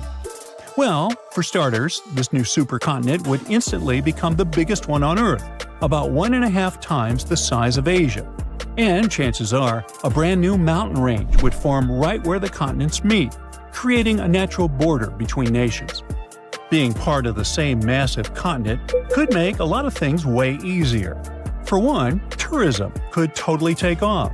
People traveling between countries by land without needing pricey plane tickets could be a game changer. But it wouldn't stop there. Other types of economic activity could get a major boost too. Now on one side we have South America, which already produces and sells a wide variety of foods, from wheat to bananas, beef, cocoa, soybeans, hey, you name it. On the other side, there is Africa, exporting things like textiles and clothing. That alone would make them a super powerful bloc when it comes to trading raw goods. But can you name another important thing these two continents have in common? Yep, petroleum. Countries in South America, like Brazil, Venezuela, and Colombia, are major oil exporters. And over in Africa, you've got Nigeria, Algeria, and Libya doing the same. Now, can you see just how powerful that kind of union could be? Meanwhile, let's talk about animals. These two massive lands coming together could lead us to wild meetups, like a capybara sharing space with a Nile crocodile, or a sloth seeing a hyena from the top of a tree. This could even lead to new animal hybrids showing up, like a cabby crocodile or a sloth hyena. Okay, those weren't the cleverest names, and honestly, these animals wouldn't be able to mate or even wouldn't want to. But you get the point, right? It's not all positive, unfortunately. New species showing up could become predators, competitors, or even parasites to the native plants and animals. It would take a long time for things to settle into a new balance in those border regions. But honestly, no one really knows how long it would take. The only thing I do know is neither of us will be around to see it, which is okay.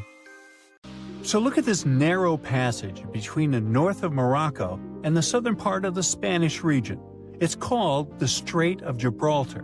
There are only 8 miles between the two continents, but for some reason, there's no bridge, despite people having been dreaming for centuries about connecting these two regions. There are places in the world where a bridge over water stretches for a much greater distance. For example, the Lake Pontchartrain Causeway near New Orleans, Louisiana, goes for 24 miles, which is 3 times the length of the hypothetical bridge between Africa and Europe. That's listed in the Guinness Book of World Records as the longest continuous bridge passing over water. It consists of 2 parallel bridges and connects the urban area of New Orleans with small settlements in the north of Lake Pontchartrain. 9,000 concrete piles hold more than 1,000 decks above the water. This large-scale structure was built in the middle of the 20th century. It only took 14 months from the start of construction to its completion. American engineers created a unique technology for attaching concrete piles to the base of the bridge, and this bridge is still functioning. So, what's the problem with building a shorter bridge to connect Africa and Europe? Let's first find out the value of the 8-mile bridge that could connect 2 continents and the reason why everyone is talking about it. In fact, the value of such a bridge would be enormous. Diamonds, oil, minerals. Africa is full of valuable materials, and Europe is happy to buy these things. This theoretical bridge could allow people to transport things for trade quickly and comfortably.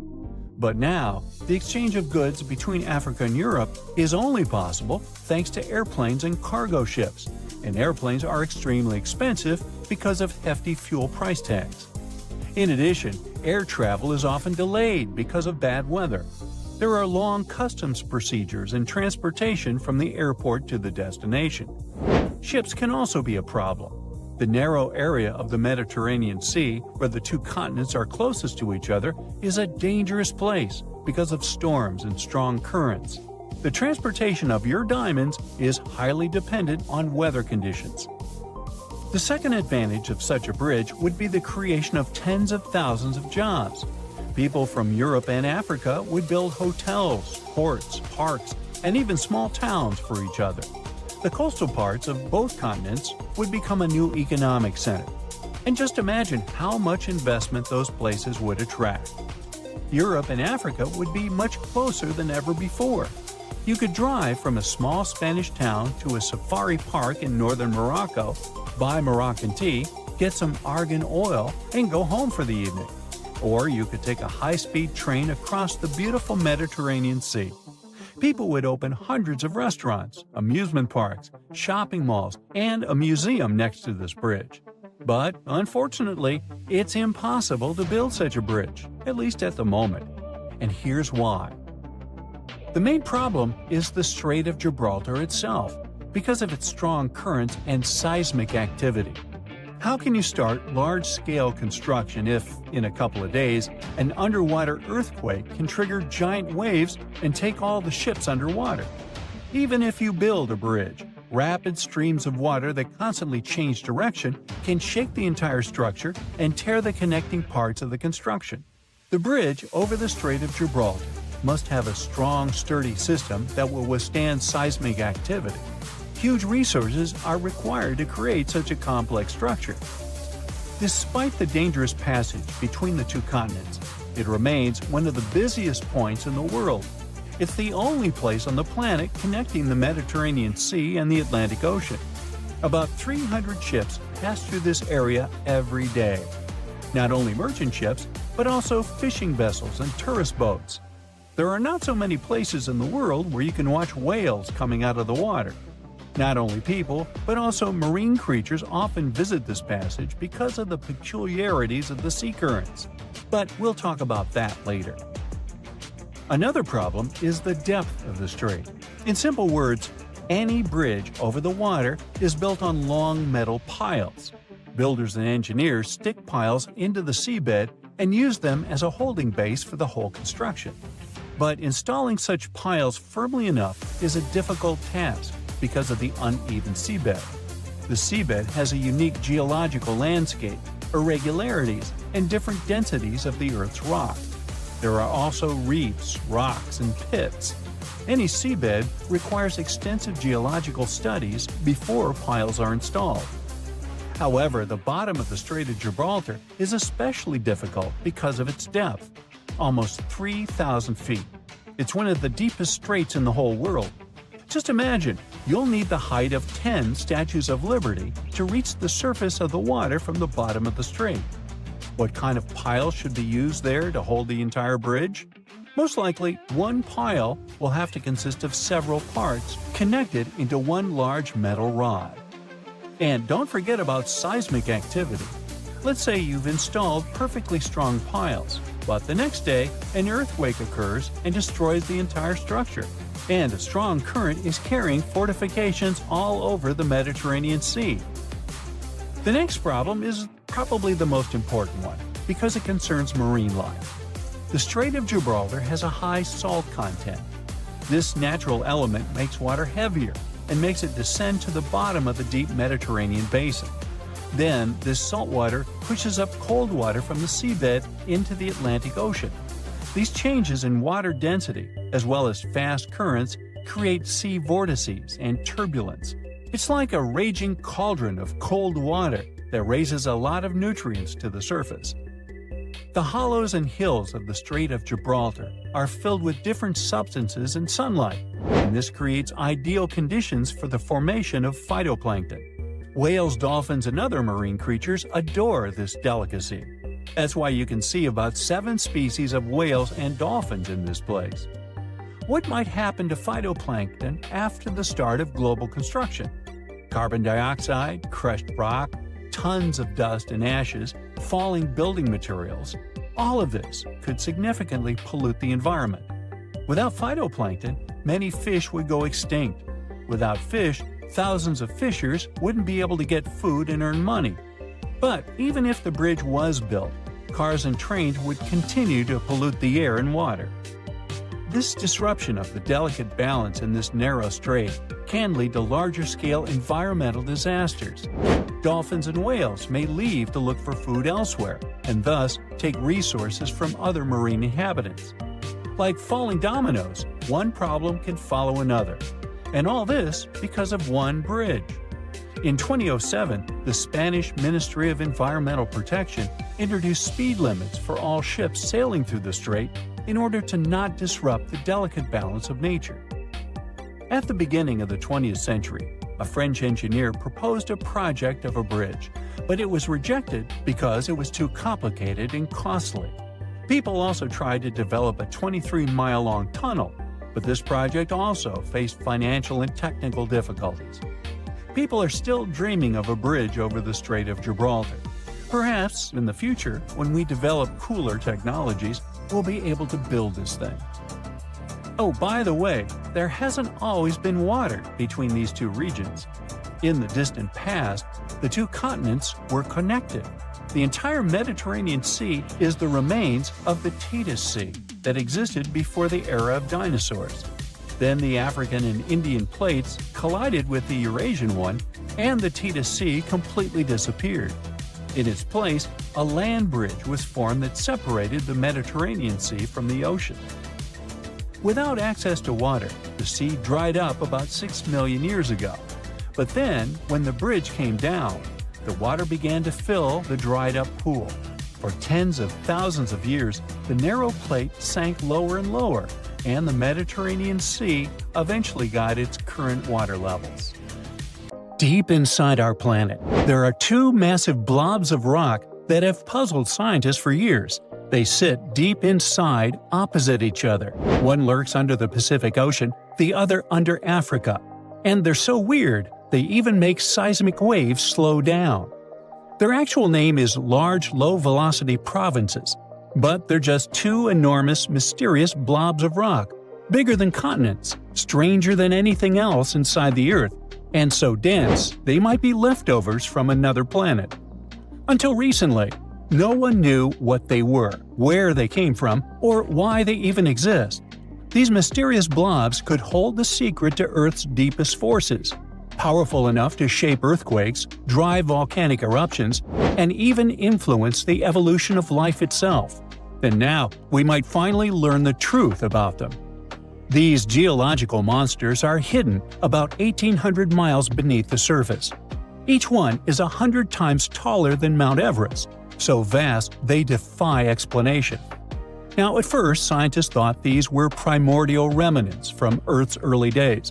Maybe something giant smashed into Earth about 4.5 billion years ago, and this impact formed both the Moon and these blobs. Scientists believe it could have been a planet named Theia, a Mars-sized planet that existed somewhere around the asteroid belt and slammed into Earth back in the day. Others believe it could be something much more familiar, old chunks of Earth's crust. Perhaps they got pushed deep into the mantle by the movement of tectonic plates. And now, a new study shows that these blobs are massive piles of oceanic crust that have been sinking into the Earth for billions of years. They could have formed from the stuff that sinks into Earth when tectonic plates collide. Over 1 billion years, pieces of ocean crust could have been swallowed by the mantle. Eventually, they collected into two massive regions deep inside the planet. But even though both blobs form the same way, they aren't identical. There's this place called the Pacific Ring of Fire, a giant loop of volcanoes and earthquake zones around the Pacific Ocean. Well, the Pacific blob doesn't just stop growing and changing because it's constantly being fed fresh rock from that place. Tectonic plates crash into each other, and one plate sinks beneath another, pushing old ocean crust deep into the Earth. Since this keeps happening, the Pacific blob is heavier, denser, and more active than its twin under Africa. It's like a giant hot rock factory, constantly getting new material and reshaping itself over time. The African blob is much older and quieter than the one under the Pacific. It doesn't get fresh rock pushed into it as often. That's why, over time, it has blended more with the surrounding mantle. Since it's less dense, it behaves differently. It rises higher into the Earth's mantle, stretching 340 miles closer to the surface. And that might be why Africa has so many powerful volcanoes and rift valleys today. The biggest question is, how do they keep evolving? Scientists think that huge columns of hot rock, called mantle plumes, might be pushing up from deep inside the Earth, helping to drive the movement of tectonic plates in the Pacific. If they're right, then these giant underground blobs aren't just sitting there. They're almost alive in a way.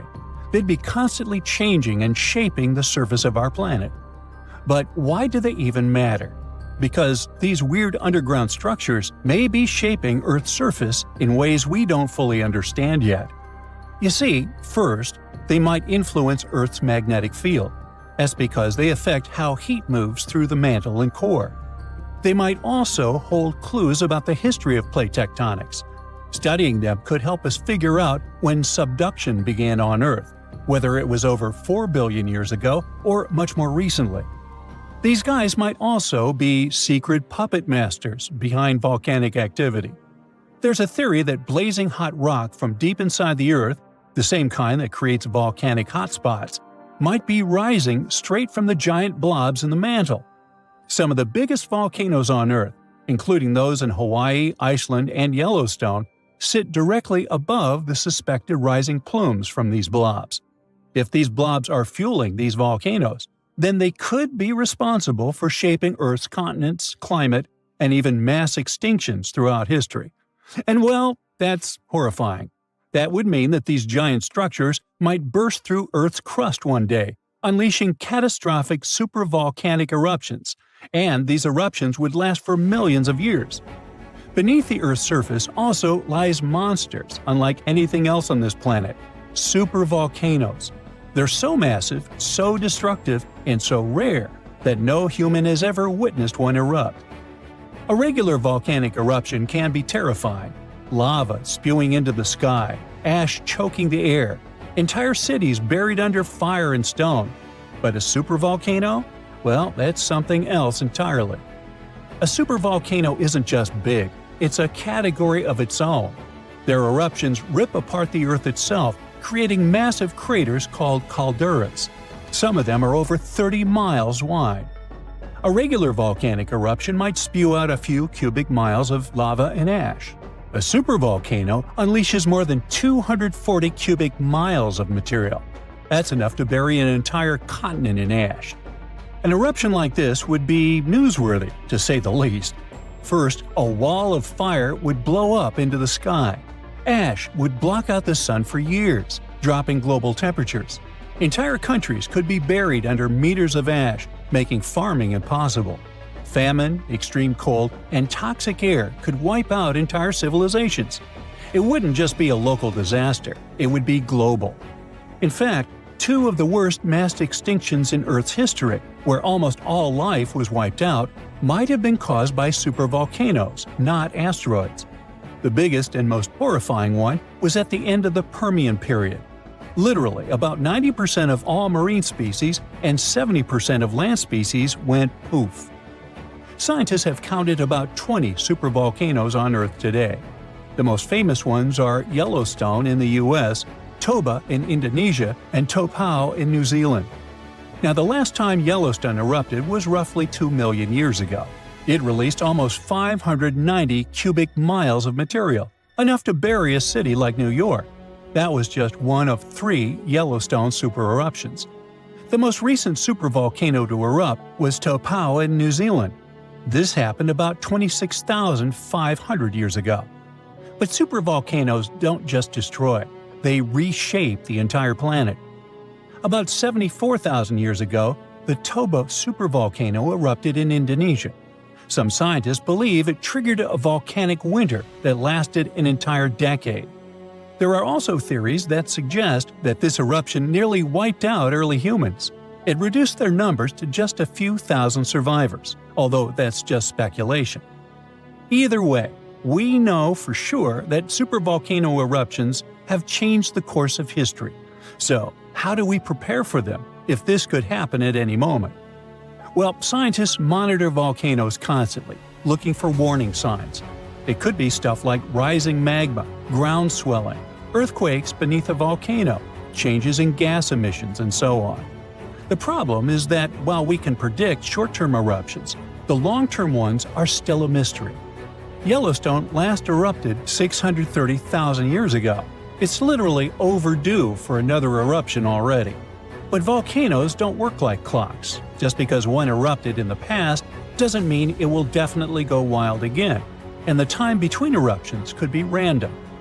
Scientists think Yellowstone could erupt again, but it might be just a small lava flow instead of a super eruption. Are we ready for a super eruption if it happens? Probably not. Scientists say we're more prepared for an asteroid strike than a supervolcano eruption. When Hunga Tonga Hunga Ha'apai erupted in 2022, It cut off communications, caused tsunamis, and filled the sky with ash. And that was only a magnitude 5 eruption. A supervolcano would be orders of magnitude worse. So, good luck sleeping at night knowing these guys will erupt again. Maybe tomorrow, maybe in 100,000 years. Nah, don't lose sleep over it. Some mistakes have the power to change the course of history. One such story has to do with an old, boring key that could have saved the Titanic from its infamous demise. The key belonged to the crow's nest locker that housed binoculars, which could have helped the lookouts spot the iceberg sooner. There's more. The key wasn't even on board the ship when it set sail. The second officer took it with him when he was taken off the ship at the last minute. As the story goes, the officer forgot to hand the key over to his replacement in his hurry to disembark. So, when the lookouts were in desperate need of binoculars, they were out of luck. One of the lookouts, named Fred Fleet, even testified that if they had had binoculars, they would have spotted the iceberg in time to avoid it. And when asked how much sooner, Fleet replied, "Enough to get out of the way." In 2015, some auctioneers got their hands on Blair's key and presented it as one of the most important artifacts from the Titanic. They truly believed it could have saved the ship. Blair kept the key as a souvenir and passed it down to his daughter, Nancy. At one point, it was up for auction with a price tag of over $80,000. Blair himself was quite the hero, it seems. A year after the Titanic disaster, he was awarded a gallantry medal for saving a crewman who had fallen overboard while he had been on board the liner Majestic. He may have forgotten a key, but he sure didn't forget to be a hero when it counted. This next story is both funny and tragic. It's about NASA's lost $125 million Mars Climate Orbiter. The spacecraft engineers failed to convert from English to metric measurements before the craft was launched, and as a result, they lost it. The navigation team at the Jet Propulsion Laboratory used the metric system of millimeters and meters, while Lockheed Martin Astronautics in Denver used the English system of inches, feet, and pounds. JPL engineers mistook acceleration readings measured in English units of pound-seconds for a metric measure of force called Newton-seconds. What's worse is that none of JPL's quality control procedures caught the error in the 9 months it took the spacecraft to make its 461 million-mile flight to Mars. That's a long time to be lost in translation, don't you think? The miscalculations were enough to throw the spacecraft so far off track that it flew too deeply into the Martian atmosphere and was destroyed when it entered its initial orbit around Mars. It's embarrassing to lose a spacecraft to such a simple math error. And it's hard to think of another example of such a large loss due to English versus metric confusion. Ever heard about the mathematical mistake that led to the discovery of the New World? Spoiler alert, it involves a guy named Christopher Columbus and a really big globe. Back in 1492, Columbus set sail from Spain with a mission to find a new trade route to Asia. He was convinced that he was less than 3,000 miles away from Japan, and just a bit more sailing would get him to the Indies with all their tasty spices. The only problem was that Columbus was a bit off in his calculations, like way off.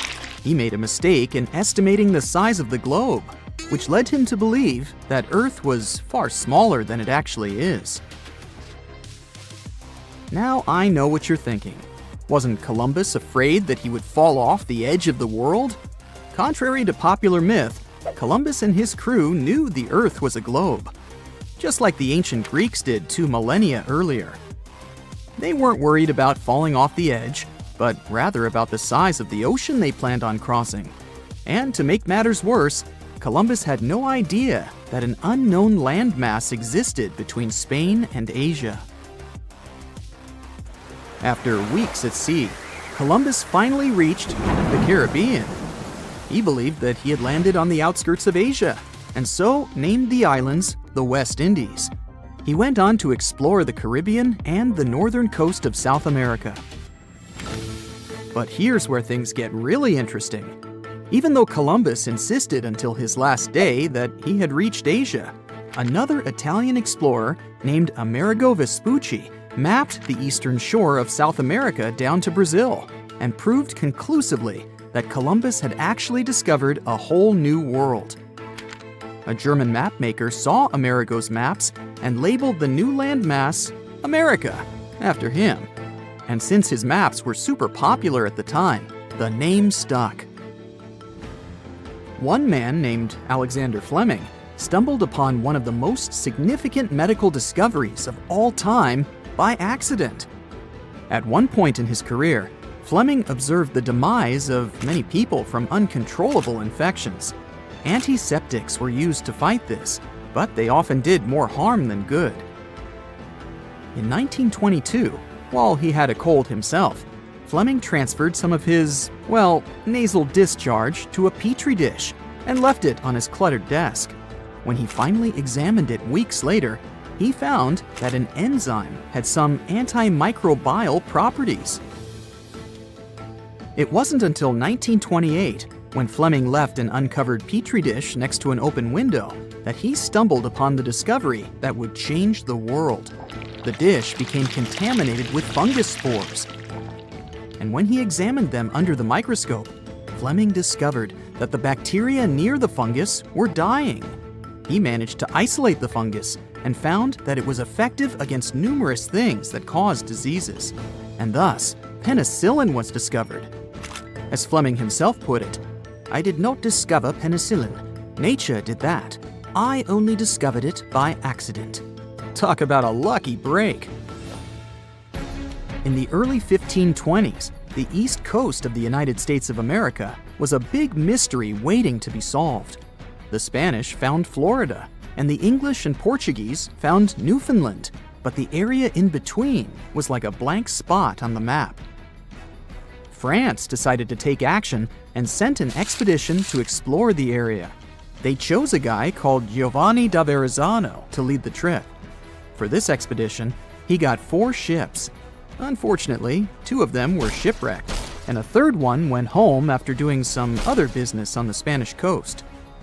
Only the flagship, La Dauphine, crossed the Atlantic with Verrazzano and his 50-man crew. Verrazzano set sail from Madeira and landed at Cape Fear. From there, he sailed south, but got a little scared of running into the Spanish, so he returned somewhere north of Charleston. He anchored not far from his original landing spot, but unlike other explorers, he preferred to anchor well out at sea. He did send a boat to the shore, and he met the natives. They were described as wearing just some animal skins covering their bodies and garlands of bird feathers. As Verrazzano sailed along the coast, he reached the outer banks of North Carolina. He thought that the waters he discovered were those of the Pacific. In reality, what he'd stumbled upon was the Pamlico Sound. He thought that North America was just a long, extremely narrow strip of land. This mistake led mapmakers to show North America as almost completely divided in two. Moving on, Verrazzano reached a beautiful place that he called Arcadia, probably Kitty Hawk, North Carolina. Sailing further north, he missed the entrances to Chesapeake and Delaware Bays because he kept quite far from the coast until New Jersey. Then, the moment we've all been waiting for, Verrazzano discovered New York Harbor, and he anchored in the Narrows. Later, it was named after him, and now it is spanned by the Verrazzano Narrows Bridge. Once Verrazzano's sea appeared on the map, it became widely accepted and impacted loads of future explorers. For example, Henry Hudson went looking for a passage to the Pacific in the middle latitudes of the continent. But, as it turns out, the Englishman never did find the Pacific Ocean anywhere near Virginia. And the cartographic myth eventually faded away. It's funny to think about how a mistaken belief could have such an impact on history. The ground suddenly starts shaking. Clouds of gas start forming in the sky, making it dark during broad daylight. Bits of the ground start swelling, lifting, and even collapsing. These are the telltale signs of a volcano that is bound to erupt. And this is what could easily happen again with Mount Spur. It's only about 75 miles from Anchorage, one of Alaska's busiest cities. More than half of the population of the northernmost state of the US live there. There's also a huge amount of air cargo that passes through its international airport daily. So anytime a volcano this close to such a vital hub begins to get restless, people start paying attention. Just FYI, approximately 350 million people in the world live within the danger range of an active volcano.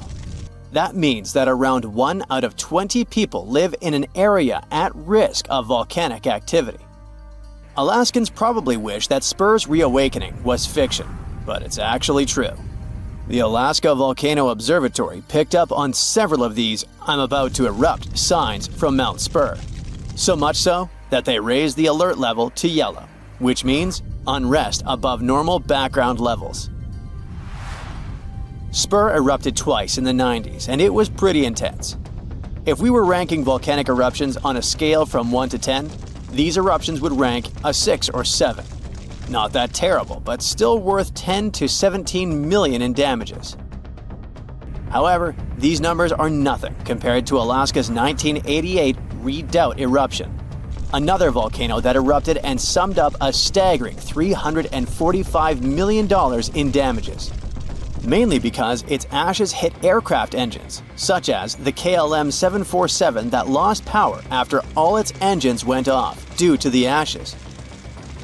If people weren't paying attention to Alaska's unstable geology before that, well, they surely started to after it. When you think of the hazards of volcanic activity, the first thing that might possibly pop in your mind is Pompeii, Italy. Of course, that's the worst-case scenario, a city being engulfed by lava. Spur may seem innocent compared to Vesuvio, but it still took its toll. The last time it erupted in the 90s, and it threw volcanic aerosols over 60,000 feet into the atmosphere. Let's get our science straight here. Think of volcanic aerosols like liquid particles that are released into the atmosphere during an eruption. These particles are usually created when gases from a volcano, such as sulfur dioxide, combine with water and other particles that exist in our atmosphere.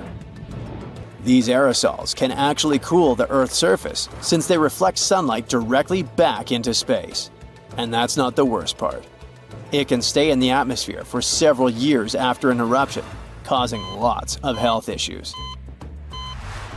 The eruption unleashed blazing fast avalanches of hot gas and ash called pyroclastic flows, along with thick, muddy floods known as lahars.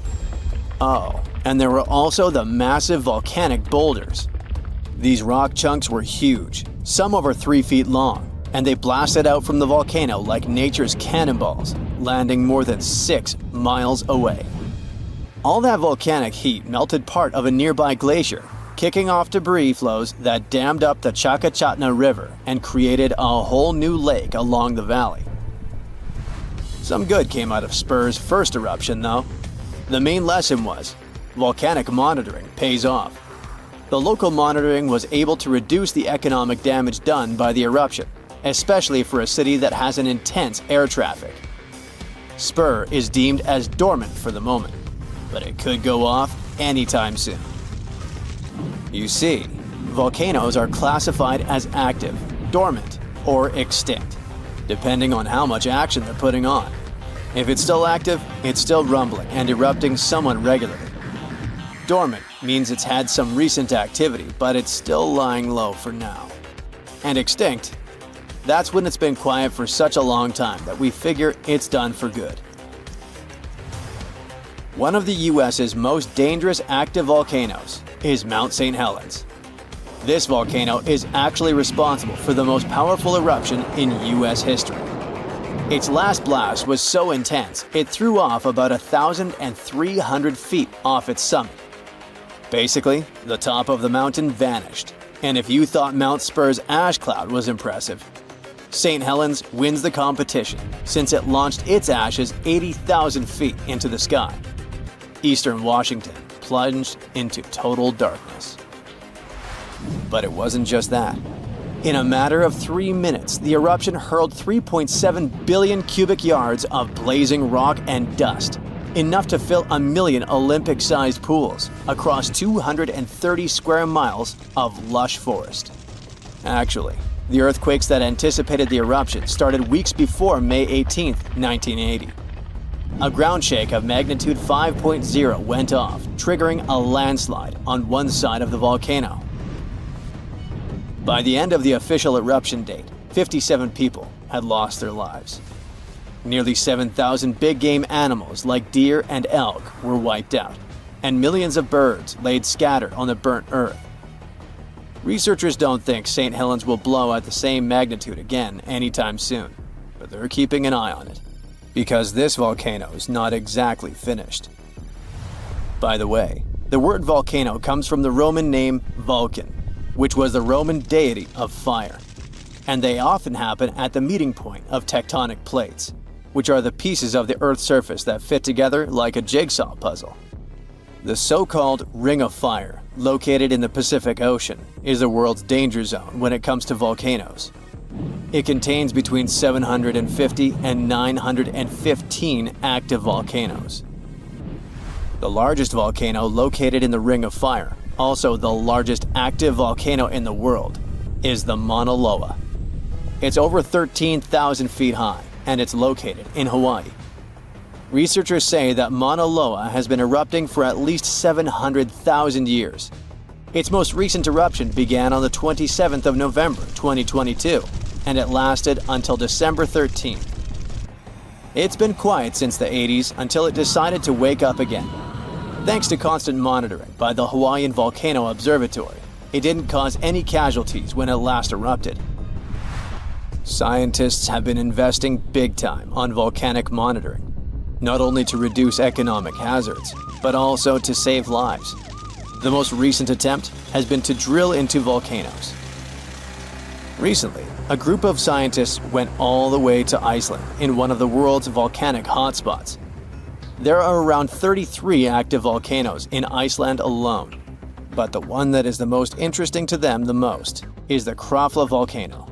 The Krafla has erupted around 30 times in the last 1,000 years, and its most recent eruption was in the mid-1980s. The project named Krafla Magma Testbed, or KMT for short, is hoping to advance the understanding of how magma behaves underground. The main advantage of this drilling research is predicting the risk of eruptions, but it can also help to push geothermal energy forward. I mean, can you imagine having electricity that is run by the limitless source of volcano power? The KMT team will begin drilling holes deep into volcanic ground in 2027. They're aiming at reaching over a mile into the ground. After all, it's different to monitor lava activity when it's on the surface than when it is still below ground. This will allow researchers to listen to the pulse of the Earth, according to them. They're saying this research is as revolutionary as the first time man went to the moon. Oh, and speaking of that, I was shocked to discover that volcanoes exist all throughout the solar system. Yep, other planets and moons have volcanoes too. The largest volcano in our solar system is Olympus Mons on Mars. It's a shield volcano, much like the ones that make up the Hawaiian Islands. It's about 370 miles wide. If we transported it all the way back to Earth, it would almost occupy all of Poland. Yikes. Frankenstein, unreasonably cold weather, and tons of lava. What do these things have in common? They all trace their origins back to Mount Tambora. This volcano in Indonesia had such a massive impact that the aftermath could be felt in Switzerland even a year later. And these spots are thousands of miles apart. Soon, we might be facing something similar again. Stick around because I'm about to reveal the exact spot where the next eruption is expected to happen in 2025. Back in 1815, Mount Tambora erupted with unprecedented force, sending a colossal cloud of fine particles into the atmosphere. This cloud reflected sunlight, leading to global cooling and even the year without a summer in 1816. Temperatures plummeted, crops failed, and families worldwide faced food shortages, compounded by various health issues. Fun fact: Frankenstein appeared because of abnormally cold weather in the summer of 1816. The author got stuck indoors in Switzerland and wrote this story to pass the time. But that is the only positive aftermath. In England and Ireland, people struggled to find food. The crops were too bad that year, and this year without summer cost them lives, all because of the eruption in Indonesia. While many other volcanoes have erupted since then, none have had consequences as dramatic as Tambora. However, climate professor Marcus Stoffel from the University of Geneva believes potential serious eruptions aren't just a matter of luck, it's only a matter of time. So it's up to us. We can sit back and wait for the inevitable, or we can start preparing today. This future eruption will happen in a world that's vastly different from the one in 1815. Not only is our planet more densely populated now, but we've also experienced irreversible changes that affect our daily lives. Now, if you think volcanoes are always the bad guys, think again. They've actually played a crucial role in shaping our planet. They help with land formation, atmospheric development, and climate modulation. Just look at Yellowstone, for example. When thick lava oozed to the surface, it spread across the landscape and transformed the area forever. When volcanoes blow their tops, they release a mix of lava, ash, and gases, including carbon dioxide. But don't worry, compared to the emissions from fossil fuels, the amount from volcanoes is pretty tiny. What scientists are really keeping an eye on is sulfur dioxide, because it can have a big impact on our climate. When a major volcanic eruption happens, it can send sulfur dioxide soaring into the stratosphere, which is about 7 miles up in the atmosphere. Once there, it transforms into tiny aerosol particles that scatter sunlight, helping to cool the planet. This cooling effect isn't immediate though. Those particles can hang around for a couple of years and even circulate all around the globe. Nowadays, we've got special equipment to monitor sulfur dioxide emissions from space. Take Mount Pinatubo in the Philippines. During its eruption in 1991, it released around 15 million tons of sulfur dioxide. Now, while that's a lot, it wasn't quite as massive as the eruption of Tambora. Still, Pinatubo managed to lower global temperatures by about 0.5 degrees Celsius for several years. Tambora, on the other hand, dropped average global temperatures by about 1 degree Fahrenheit. I know what you might be thinking. That's not much, but trust me, it makes a difference. If the planet warms up by just 1 degree Fahrenheit, it could really mess with sea levels. Experts think we might see a rise of up to 8 inches by the end of this century. This could wipe out a lot of farmland and coastal habitats, which would be a huge blow to many communities. So maybe a volcano eruption that can cool off the planet is like a natural mechanism helping us out? Not exactly. While it does cool the planet off, don't get tricked into thinking it's the kind of coolness our planet needs. Such temperature shifts can severely mess up with the crops, like they did in 1816. There's also evidence that major eruptions can disrupt rainfall patterns, leading to drier conditions in monsoon regions across Africa and Asia. You see, the summer monsoon relies on the temperature difference between land and ocean, which can be altered by volcanic activity. Interestingly, a warmer climate may enhance the cooling effects of volcanic eruptions. Experts explain that the formation and movement of aerosol particles depend on climate conditions. As global temperatures rise, faster air circulation can lead to smaller aerosol particles, which are more effective at scattering sunlight and thereby intensifying the cooling effect. Oceans also contribute to this dynamic. A warming ocean surface creates a stratified layer, hindering the mixing of warm and cold water, which could mean that volcanic eruptions primarily cool the upper ocean layer and the atmosphere above it, according to Stoffel. Moreover, climate change may influence volcanic systems directly. The melting of ice can trigger more eruptions by reducing the pressure that allows magma to ascend more easily. Additionally, increased rainfall associated with climate change can seep into the ground and interact with magma, potentially sparking eruptions. While the prospect of a cooling period due to a volcanic eruption might seem beneficial amid climate change, scientists warn that the effects could be dire. The immediate consequences could be severe, particularly for the estimated 800 million individuals residing near active volcanoes. A major eruption could devastate entire cities. For example, Campi Flegrei, located near Naples, Italy, is showing signs of increased activity and threatens the lives of about 1 million people.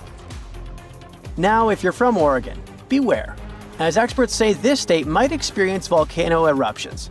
Are you scared? Don't be. It's actually not as scary as it seems. Let me explain why. There are more than 80 volcanoes in Oregon, but we're not interested in a single one of them because it's an underwater volcano that is likely to erupt in 2025. Axial Seamount is the most active volcano in the Pacific Northwest, yet it remains largely unknown to the public due to its location approximately 300 miles offshore and nearly a mile beneath the ocean surface. While its upcoming eruption is expected to pose no threat of a tsunami or significant land-based earthquakes because of its depth and distance from the Cascadia Fault, the data gathered from studying its eruptions can enhance our monitoring of potentially more hazardous volcanoes. Let's call it a friendly eruption, shall we? In reality, predicting eruptions is a complex endeavor. We often encounter alarming headlines, such as, "Yellowstone is about to erupt." Should we take these claims seriously? Not really.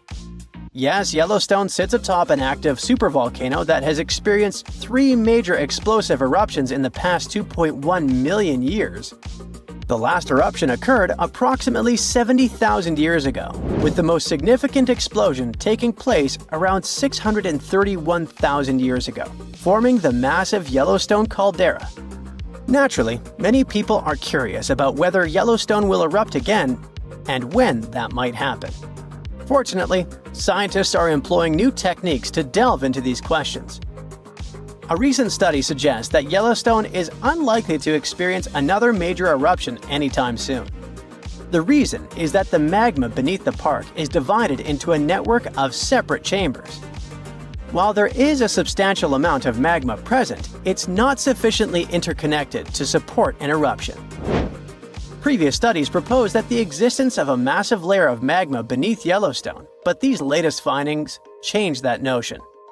To gain a clearer understanding of the subterranean dynamics, researchers utilized a technique called magnetotellurics, which employs Earth's natural electromagnetic fields rather than seismic waves.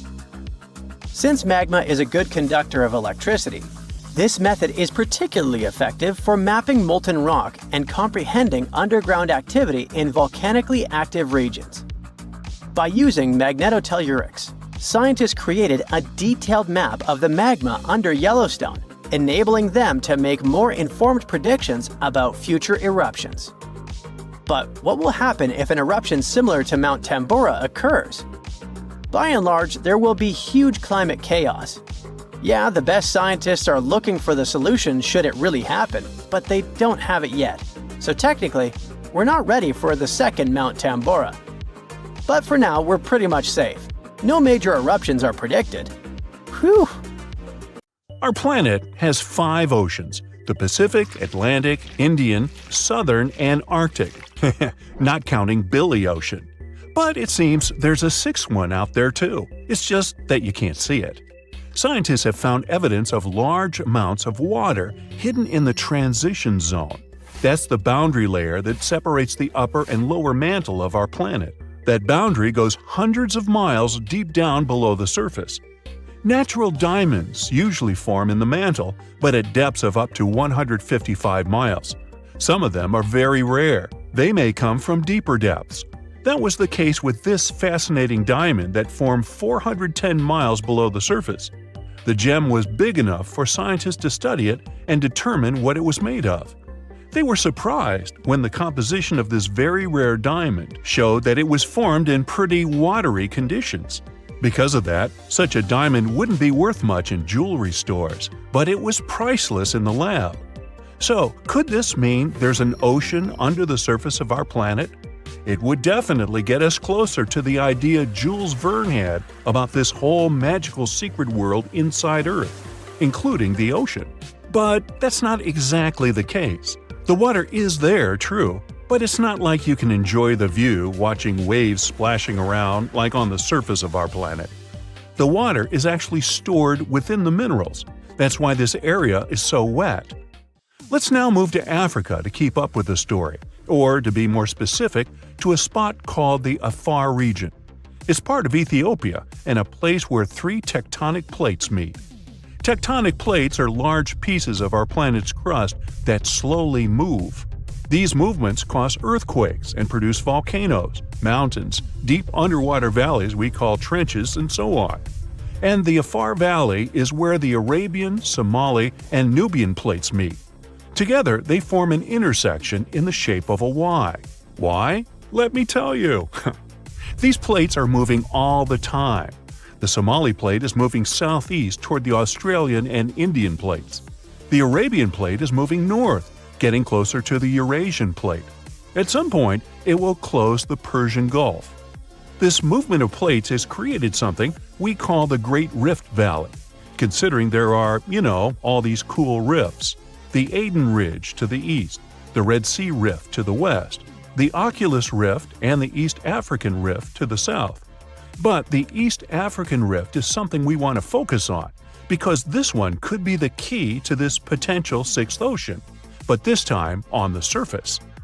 A continental rift is a spot where 2 tectonic plates that form a single continent start to separate. Here it's the Somali and Nubian plates. Together, they're parts that make up Africa. If they keep moving in separate directions, this currently continental rift may become what we call an oceanic spreading ridge. In other words, when the plates are far enough apart from each other, there will be an enormous crack between them. This way, magma will freely flow up from beneath them. It'll be cool and eventually start creating a new ocean floor. Africa will be split into 2 parts, and there will be a new ocean flowing between what will turn into 2 mini-continents.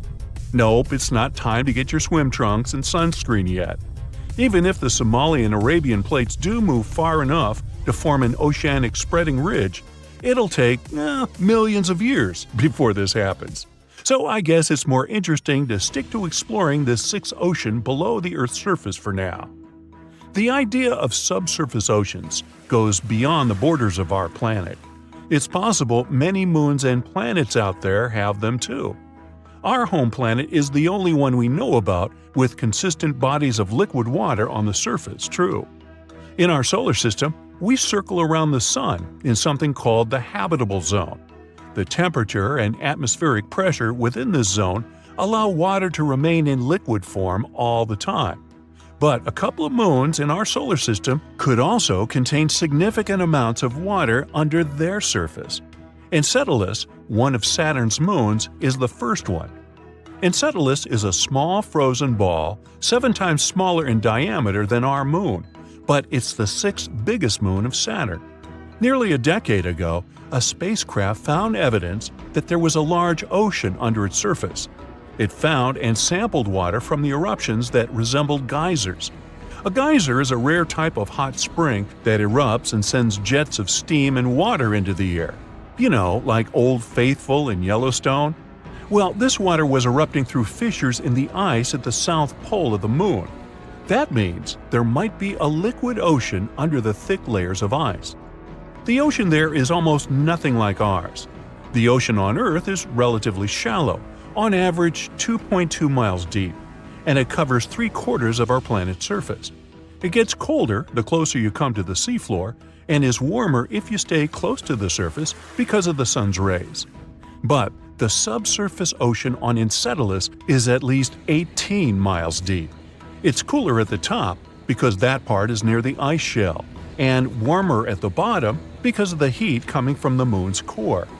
But both our ocean and the ocean on Enceladus are salty. Enceladus is one of the few places in our solar system that has liquid water, which makes it an interesting spot to search for signs of life. Another one is Europa, one of Jupiter's moons. Scientists think similar eruptions of water could be happening there. Knowing there are such geysers there tells us these moons have their own source of energy. Maybe the energy that makes the water erupt comes from gravity or radiation.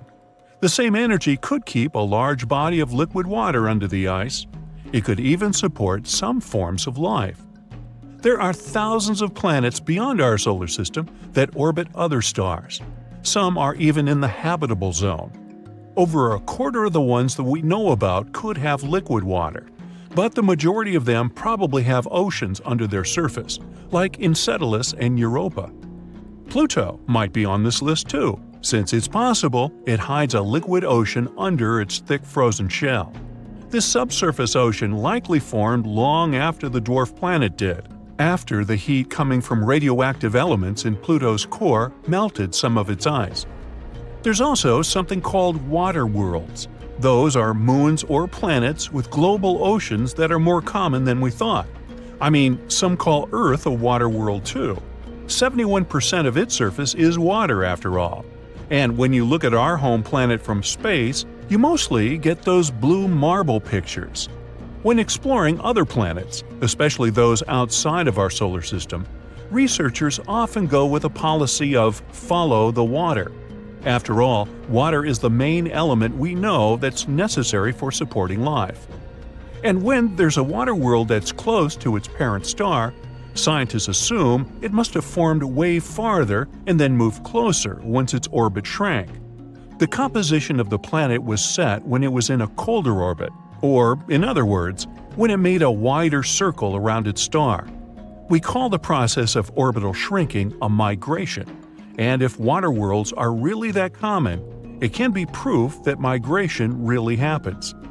Exoplanets are all those planets that orbit around other stars, not our Sun. Some exoplanets may have oceans that are way deeper than any of those in our solar system, hundreds or even thousands of miles deep. Our Mariana Trench is scary, and it's not even 7 miles deep. And those exoplanet oceans are, wow, almost bottomless. Do you know how many continents there are on Earth? That's an easy one, 7. But wait a second, aren't Europe and Asia one large continent, Eurasia? It looks so when you look at the world map. Well, scientists think differently. They don't just look at bodies of land sticking out of the sea. Geoscientists study the types of rock that continents are made from. When you see the world from their perspective, the number of continents actually increases. Yes, they are not a myth. Lost continents exist, or at least they used to. They are hiding under other land masses. Peekaboo! Researchers have recently discovered one continent just like that. It's called Greater Adria. Sound familiar?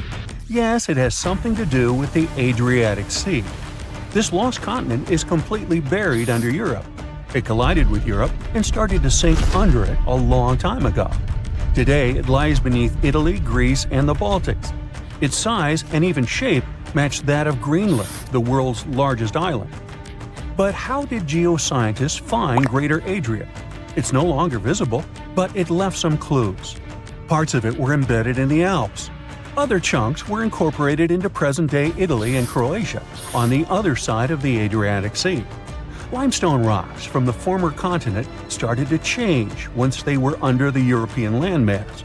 Tremendous heat and pressure spread over tens of millions of years changed their structure. Out goes the limestone, in comes the marble. All the Greek and Roman temples you admired on your summer vacation were constructed using this marble. It was sort of a going-away gift from a long-lost continent. Greater Adria camouflaged itself well for thousands of years, but other lost continents were hiding in plain sight. Have you heard of Earth's eighth continent, Zealandia? Probably not, because it sits under the surface of the Pacific Ocean. 95% of Zealandia is now underwater. Can you guess where exactly? Its name is a good hint – under New Zealand. If you open Google Maps, you can see its outline. Look for a lighter shade of blue in the ocean. It should stretch from New Caledonia to New Zealand. This bump in the ocean floor used to be above sea level. It was about 2/3 of Australia and more than twice the landmass of Greater Adria in size. We can spot Zealandia today because it hasn't sunk too low, and that's the best way to discover other lost continents. Imagine the Earth without the oceans. The bottom of the sea isn't flat. There are mountains and trenches. You could put Mount Everest in the deepest of them, and there would still be 7,000 feet between it and sea level. This trench got so deep because of a geological process called subduction. The Pacific Plate got under the Philippine Plate. Earth's crust is made out of those plates that float in a sea of molten rock. Then they bump into each other, one goes down while the other one rises. That's how Greater Adria ended up under the European continent. Our planet is constantly on the go. We don't notice this process because it happens deep beneath our feet. 120 million years ago, Australia and Antarctica were a single piece of land. Yep, the coldest and one of the hottest places on Earth were once the same territory. Antarctica said goodbye to Australia, but it didn't leave empty-handed. Today, there is an oceanic plateau in the Indian Ocean. The word plateau comes from French, and it means elevated flatland. And the name of this land sounds like the title of a Hollywood movie, Broken Ridge. Long ago, it was connected to another lost continent. Scientists believe that it made a land bridge between India and Antarctica. What was this land like? The answer possibly lies in a tiny archipelago in the southern Indian Ocean. These islands are all that is left of an ancient landmass. They have a cold climate. The islands feature glaciers because they're so close to Antarctica. But in the past, the climate must have been temperate with plenty of rainfall.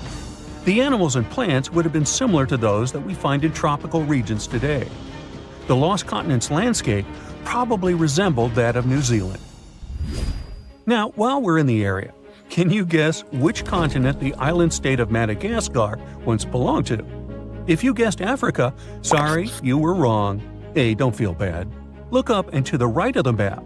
The correct answer is India. Some 120 million years ago, I wasn't around then, India separated from the African continent and went northeast. Madagascar wasn't quick enough and ended up as an island off the southeast coast of Africa. But there is evidence of an even greater landmass, the lost continent of Mauritius.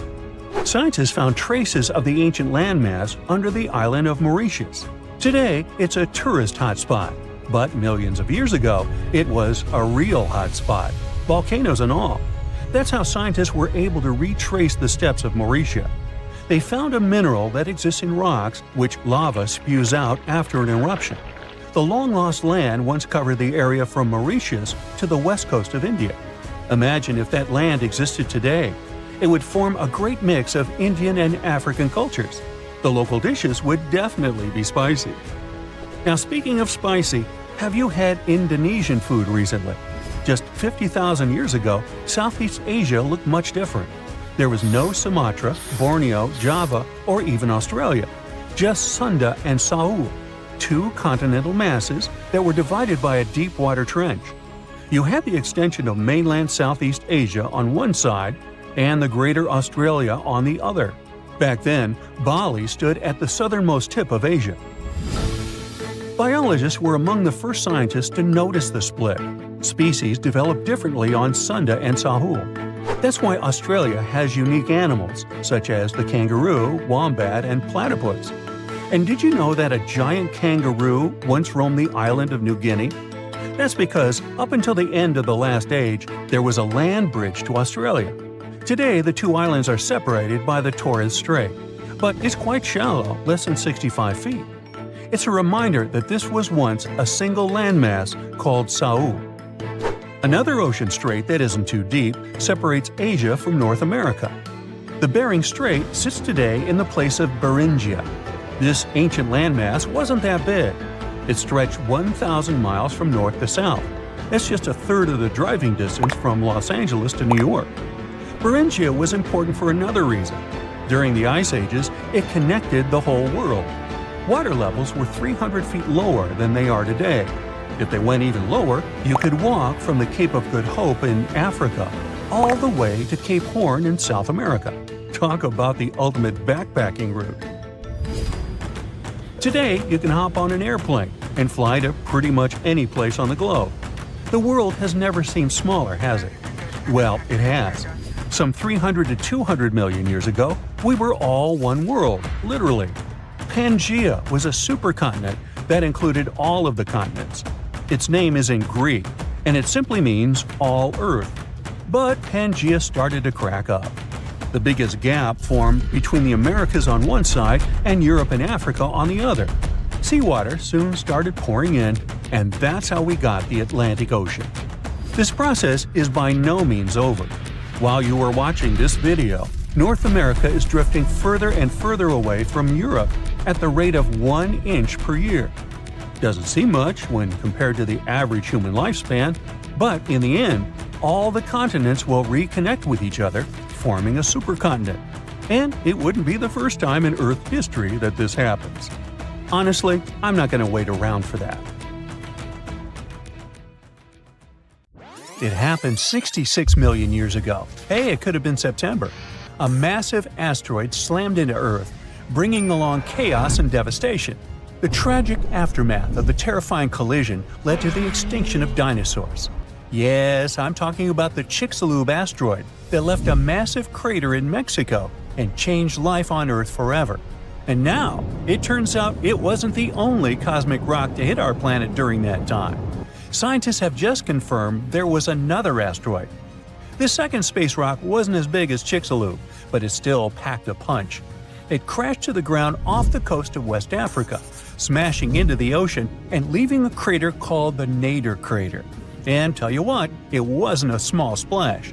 The impact was so powerful, it triggered a whole tsunami. It was more than 2,600 feet high, almost as high as the Burj Khalifa, the tallest man-made structure in the world. But how did we come to the conclusion that there was a second impact? Well, this researcher spotted the Nader crater in 2022. Dr. Nicholson was looking for some high-tech scans of the ocean floor when he noticed a massive 5.5-mile-wide depression under almost 1,000 feet of water. Well, he thought it could be an asteroid impact crater, but at the time, the evidence he had wasn't solid. But now, scientists have confirmed that this is the real deal. A second asteroid did hit Earth during the dinosaur extinction era. Now, let's see how they figured all this out. For one thing, there were those super high-resolution 3D seismic images. They allowed researchers to peel back layers of the ocean floor and get a crystal-clear look at the crater. It was like going from a blurry old ultrasound to the kind of 3D scans where you can see every little feature. Their findings confirm that the crater was left by an asteroid, somewhere between 1,500 to 1,640 feet wide. And it didn't just create a hole in the ground. The impact was so intense that it produced a central peak, formed escalating ridges around the crater, and even left a damage zone that stretched out for thousands of miles. Using those super detailed images, the scientists have managed to reconstruct what happened right after the asteroid hit the surface of our planet. First, it slammed into the ocean, creating an initial bowl-shaped crater. As the shockwave spread, the seabed was shaken so violently that it triggered landslides, and the soft sediment surrounding the crater collapsed inward, creating a noticeable brim. As you already know, the impact also triggered a tsunami, and it was so shockingly powerful that its waves didn't just go outward, they actually turned back towards the crater, leaving huge scars on the ocean floor. And this wasn't just one big wave. No, it was a whole series of them, a train of tsunamis smashing everything in their path. Now, this second asteroid impact is a huge deal for scientists. It's a rare opportunity to study a marine impact crater in such incredible detail. There are only about 20 confirmed marine craters in the world, and none of them have been captured with this level of precision before. Plus, this data allows scientists to test new ideas about how craters form in water. You see, unlike craters on land, marine craters are hidden under layers of sediment, which makes them tricky to study. But with this new 3D imaging, we can look at the crater in all its layers. It's like slicing into a cake to see what's inside. Dr. Nicholson and his team are now dreaming of drilling into the crater and recovering samples from deep below the ocean floor. This would allow them to measure the shock pressure during the impact and figure out what happened in the minutes, hours, and days following the collision. Of course, the Chicxulub asteroid is still the star of the show when it comes to the dinosaurs' extinction. This space traveler was giant, somewhere between 6 and 9 miles wide. It hit Earth at a devastating angle, sending vaporized rock and gas into the atmosphere. It caused an impact winter that lasted for 15 years because all that stuff blocked out the sun and plunged Earth into darkness. Now, probably the most intriguing thing is that some experts think the Nader asteroid might have been a chunk that had broken off from Chicxulub before it hit Earth. It's still just a theory, but if true, it could mean that Earth got hit by a double whammy from space. Now, let's travel back in time to the year 1908 in Siberia. Look around. You see nothing but trees and rivers. And suddenly, a huge object, around 150 to 300 feet in diameter, dashes through the Earth's atmosphere. Is it a comet? An asteroid? Scientists aren't sure. What they do know for sure is that this intruder blew up in the sky over Tunguska, leading to one of the most powerful blasts in recorded history. It completely leveled the forest below, knocking out 80 million trees over an area of around 830 square miles. And that's an area larger than that of cities like Los Angeles or New York.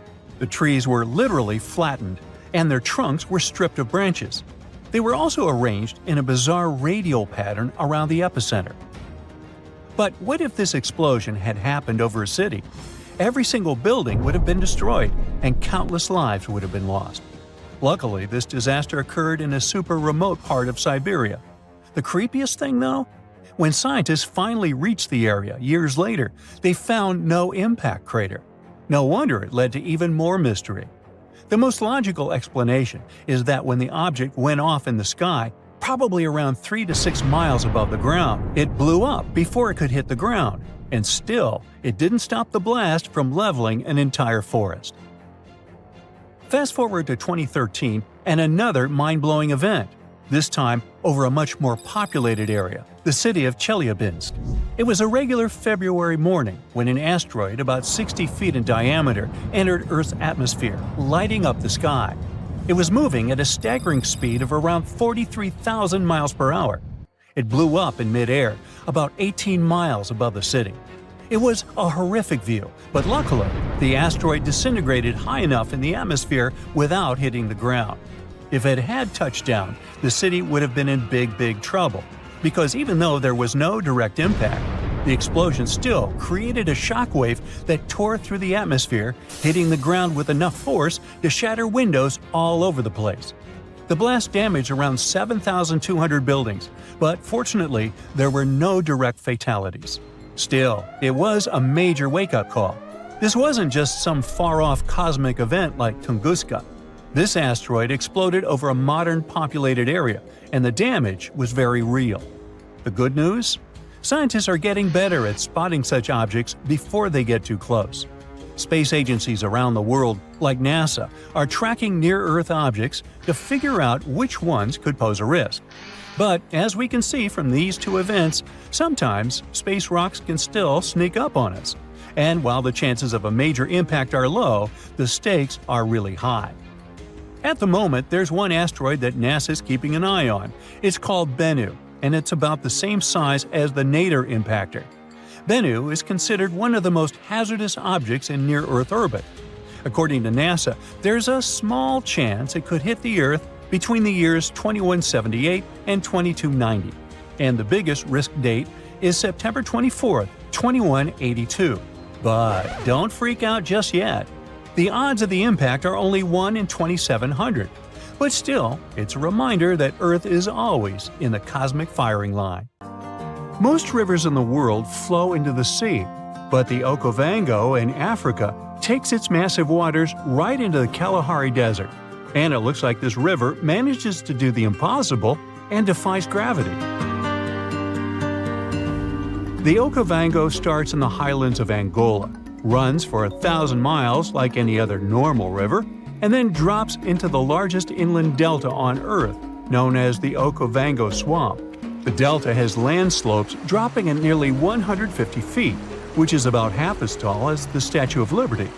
The area where the Okavango Delta is now used to be part of a lake that dried up around 2,000 years ago. It takes the Okavango water several months to complete its journey, and the landscape there is never the same.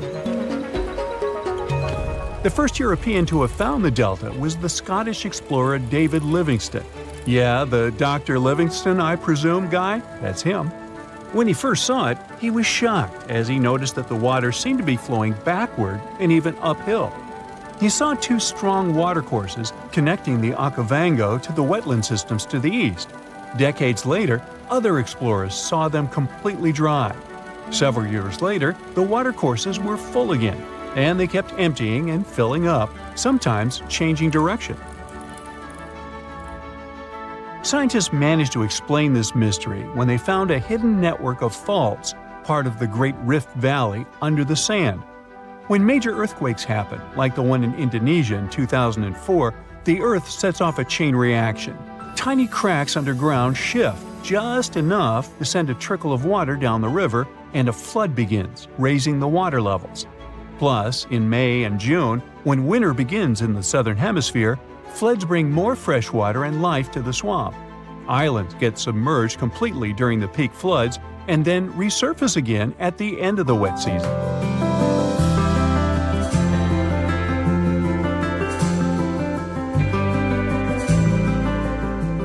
Wildlife just loves all the water in the delta, and you can often see migratory elephants bathing among pink lily pads and silverfish, bream, barbels, and other fish. There are lions, cheetahs, buffalo, wildebeests, hippopotamuses, hippopotami, zebras, wild dogs, crocodiles, and other species of animals. Storks, ibis, herons, cranes, and geese like to fly by, along with 450 species of birds. Although the Okavango has plenty of water that is priceless in the desert, people hardly settle along its banks. One big problem here is the tsetse fly. But if you're feeling adventurous, you can come here for a water safari. Scientists from Imperial College in London stumbled upon a totally unexpected river under the Antarctic ice sheet. It slurps up water from an area as big as Germany and France combined. Scientists used to think the lakes under the Antarctic ice were just chilling by themselves. But now it turns out they're part of an interconnected river network. Water under the ice can form in two ways, either from melted snow seeping down or from the Earth's natural heat and the ice grinding over the ground. The Antarctic gets a lot of surface melting during the summer, but Antarctica is usually too chilly for that. This newly found river is proof that there's plenty of water down there just from the ice melting from below. This river could make Antarctica lose its icy cover way faster. If things heat up enough to melt the surface, that water could rush down and mess with the base of the ice sheet, turning Antarctica into a melting mess like Greenland. If the ice starts moving faster than the water can handle, it's going to create more friction, making even more water and speeding up the melting process. The researchers are on a mission to dig deeper into how this river system works and see if it's causing trouble in other parts of the icy continent. Understanding what's going on down there could give us a heads up on how a changing Antarctica might shake up the whole planet. The Roe River in Montana flows for just a bit over 200 feet between Giant Springs and the Missouri River. It was mentioned in the Guinness Book of World Records as the shortest river in the world, but they had to remove this category altogether because there was some heated debate over this title. Residents of Oregon claim that their Dee River was the absolute champion, as it all depends on when you measure them. There could even be shorter rivers in Norway or Indonesia, depending on what you see as a river. The official definition says it's something that has constant flowing water in the form of a current and is fed by upland sources or another river, lake, or watershed. Creeks and brooks flow together to form streams. Streams become rivers, and rivers take the water from higher to lower lands, ending in the ocean. There are 12 stream orders, and the first two levels don't have other streams feeding them. So, Ro and its other short buddies technically deserve the title of rivers. I'm glad we cleared that up. Rio Negro in South America is the largest blackwater river in the world and the largest left tributary of the Amazon jungle. Its waters look more like strong tea and seem pitch black only from the distance. They get that dark color from humic acid. When plants containing phenol break down only halfway, they leave behind this tea-like hue. Some people believe that blackwater rivers can't be productive, but Rio Negro helps big fishing industries and has spots where turtles come to lay their eggs. Back in the 17th century, explorers didn't find tons of indigenous folks along the river. But it probably didn't have to do with its productivity, more with diseases and conflicts. There are around 700 different fish species documented in Rio Negro's basin, including at least 100 you won't find anywhere else. A bunch of those fish end up in aquariums, like the super popular cardinal tetra. There is a canal connecting Rio Negro and the Orinoco, which is another major river in South America. Many aquatic species try to move between the rivers, but only the toughest can handle the mix of blackwater and clearwater sections in that canal. There's a unique creek in Wyoming that drains both into the Pacific and the Atlantic Oceans. It begins high up in the Teton Range and later splits into two branches. The Pacific Creek joins the larger Snake River, which merges with the Columbia River and finally reaches the Pacific Ocean. The Atlantic Creek heads east and flows into the Yellowstone, Missouri, and Mississippi rivers and eventually empties into the Gulf of Mexico. If you connect the two creeks' watersheds on a map, you'll get a single blue line between Oregon and Louisiana. Explorers who were looking for the Northwest Passage between the two oceans never knew they could have used the creek. They would just need really tiny boats. Some scientists believe that cutthroat trout knew about this route long before people. They managed to migrate from the Snake River to the Yellowstone River, most likely using the two-ocean creek. Now, every summer, the Caño Cristales in Colombia turns into a liquid rainbow, or the River of Five Colors. At this time, and until the end of fall, the conditions are just perfect for the riverbed to turn bright red, yellow, green, blue, and black. You gotta thank certain aquatic plants growing in the river, a special type of seaweed for all this beauty. During the wet season, the river moves fast, and the sun cannot get to these plants. When the dry season hits, there isn't enough water to feed them. So, the time in between the seasons has the perfect conditions for this colorful show. No other place in the world has anything similar. So, at some point, the number of tourists who wanted to see it became so huge that scientists got concerned it could be bad for this hotspot of biodiversity. The area is home to rare species of animals, birds, and plants. Now, there are ecotourism trails and strict opening hours for visitors. There's nothing around, just the eternal, endless whiteness of Greenland's snow and cold winds blowing into your face. Nothing hints at the impending catastrophe. You take another step and freeze in horror. An abyss is spreading at your feet, bottomless and dark. If you had made a bigger step, it would have swallowed you. That infamous Greenland's hole. It happened in the middle of the 2010s. A group of geologists were scanning the surface of Greenland's Hiawatha Glacier using radar when they spotted something very, very strange. It was a giant pit, more than 980 feet deep and almost 20 miles wide. That's big enough to fit inside Washington, D.C. or Paris. After staring at their radars for quite a while and scratching their heads, researchers decided to find out what could have made such a huge hole. Could it have been good old erosion? A raging volcano? An asteroid impact? A giant sandworm? Ugh, I might have gone a bit overboard with this worm idea, but you never know with these ancient glaciers.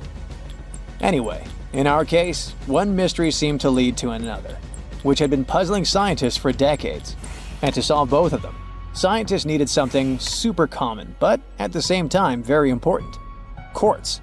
One of the most abundant materials in Earth's crust. But before we dig deeper into this topic, let's make a small detour and talk about a pretty bizarre phenomenon called the Younger Dryas event. To see what it was like, we need to go deep into the past. As far back as 12,900 to 11,600 years ago. During that period, the planet became much colder, especially in Europe and North America. Now, let's talk a bit more about that weird climate change in the Northern Hemisphere. There are a few theories. One that involves a change in currents in the Atlantic Ocean. Another speaks about something large kicking tons of dust into the air and effectively blocking sunlight. The two most popular and likely hypotheses mention a volcanic eruption and an asteroid impact. Indeed, there was a volcanic eruption on the territory of modern-day Germany at around the right time. But there's also a probability that a space object struck the planet during this period too. And now let's get back to the hole scientists found in Greenland. When NASA's Ice Bridge program and Germany's Alfred Wegener Institute discovered it, it seemed they had finally found the reason for the Younger Dryas event.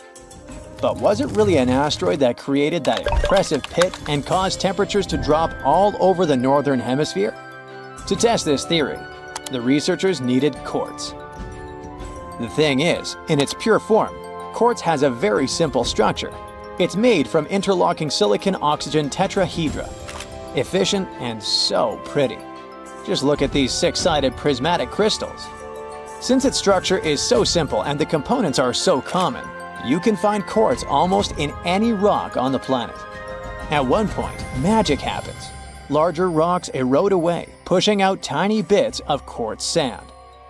The scientists exploring the mysterious pit gathered the quartz sand that had been washed out from underneath a glacier. It was like looking at the rocks at the very bottom of the hole without having to actually get all the way down there. Very handy. So, while examining the material, they discovered quartz grains with the telltale signs of terrible catastrophe. They had PDFs all over them. No, I'm not talking about the document format. PDFs stand for planar deformation features, and they look like lines etched into the crystal surface.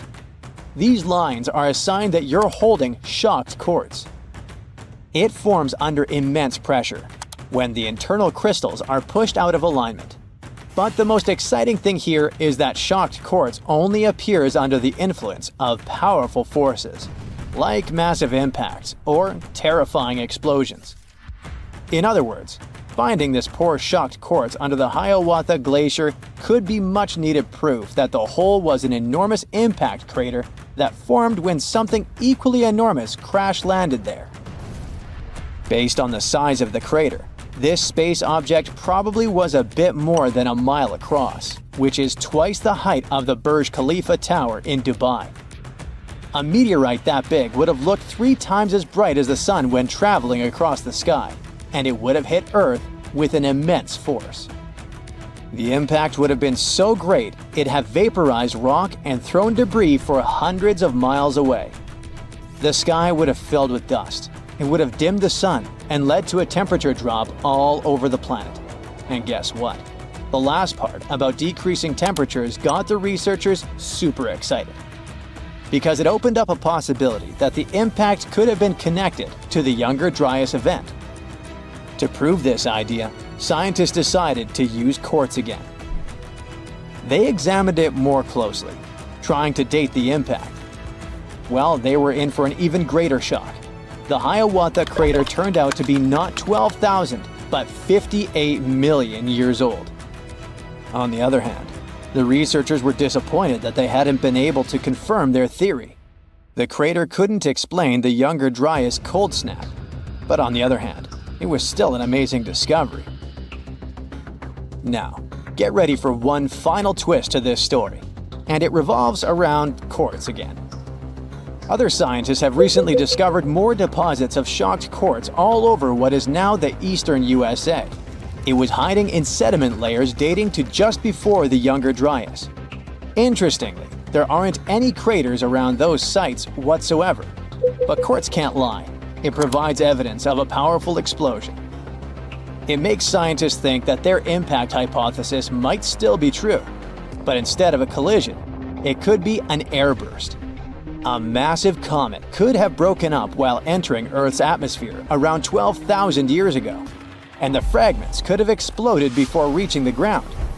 It would have caused catastrophic mass burning throughout the North American continent and messed with the climate so much that the Younger Dryas would have been triggered. Well, I guess we need to wait a bit longer for scientists to find some further proof of this hypothesis.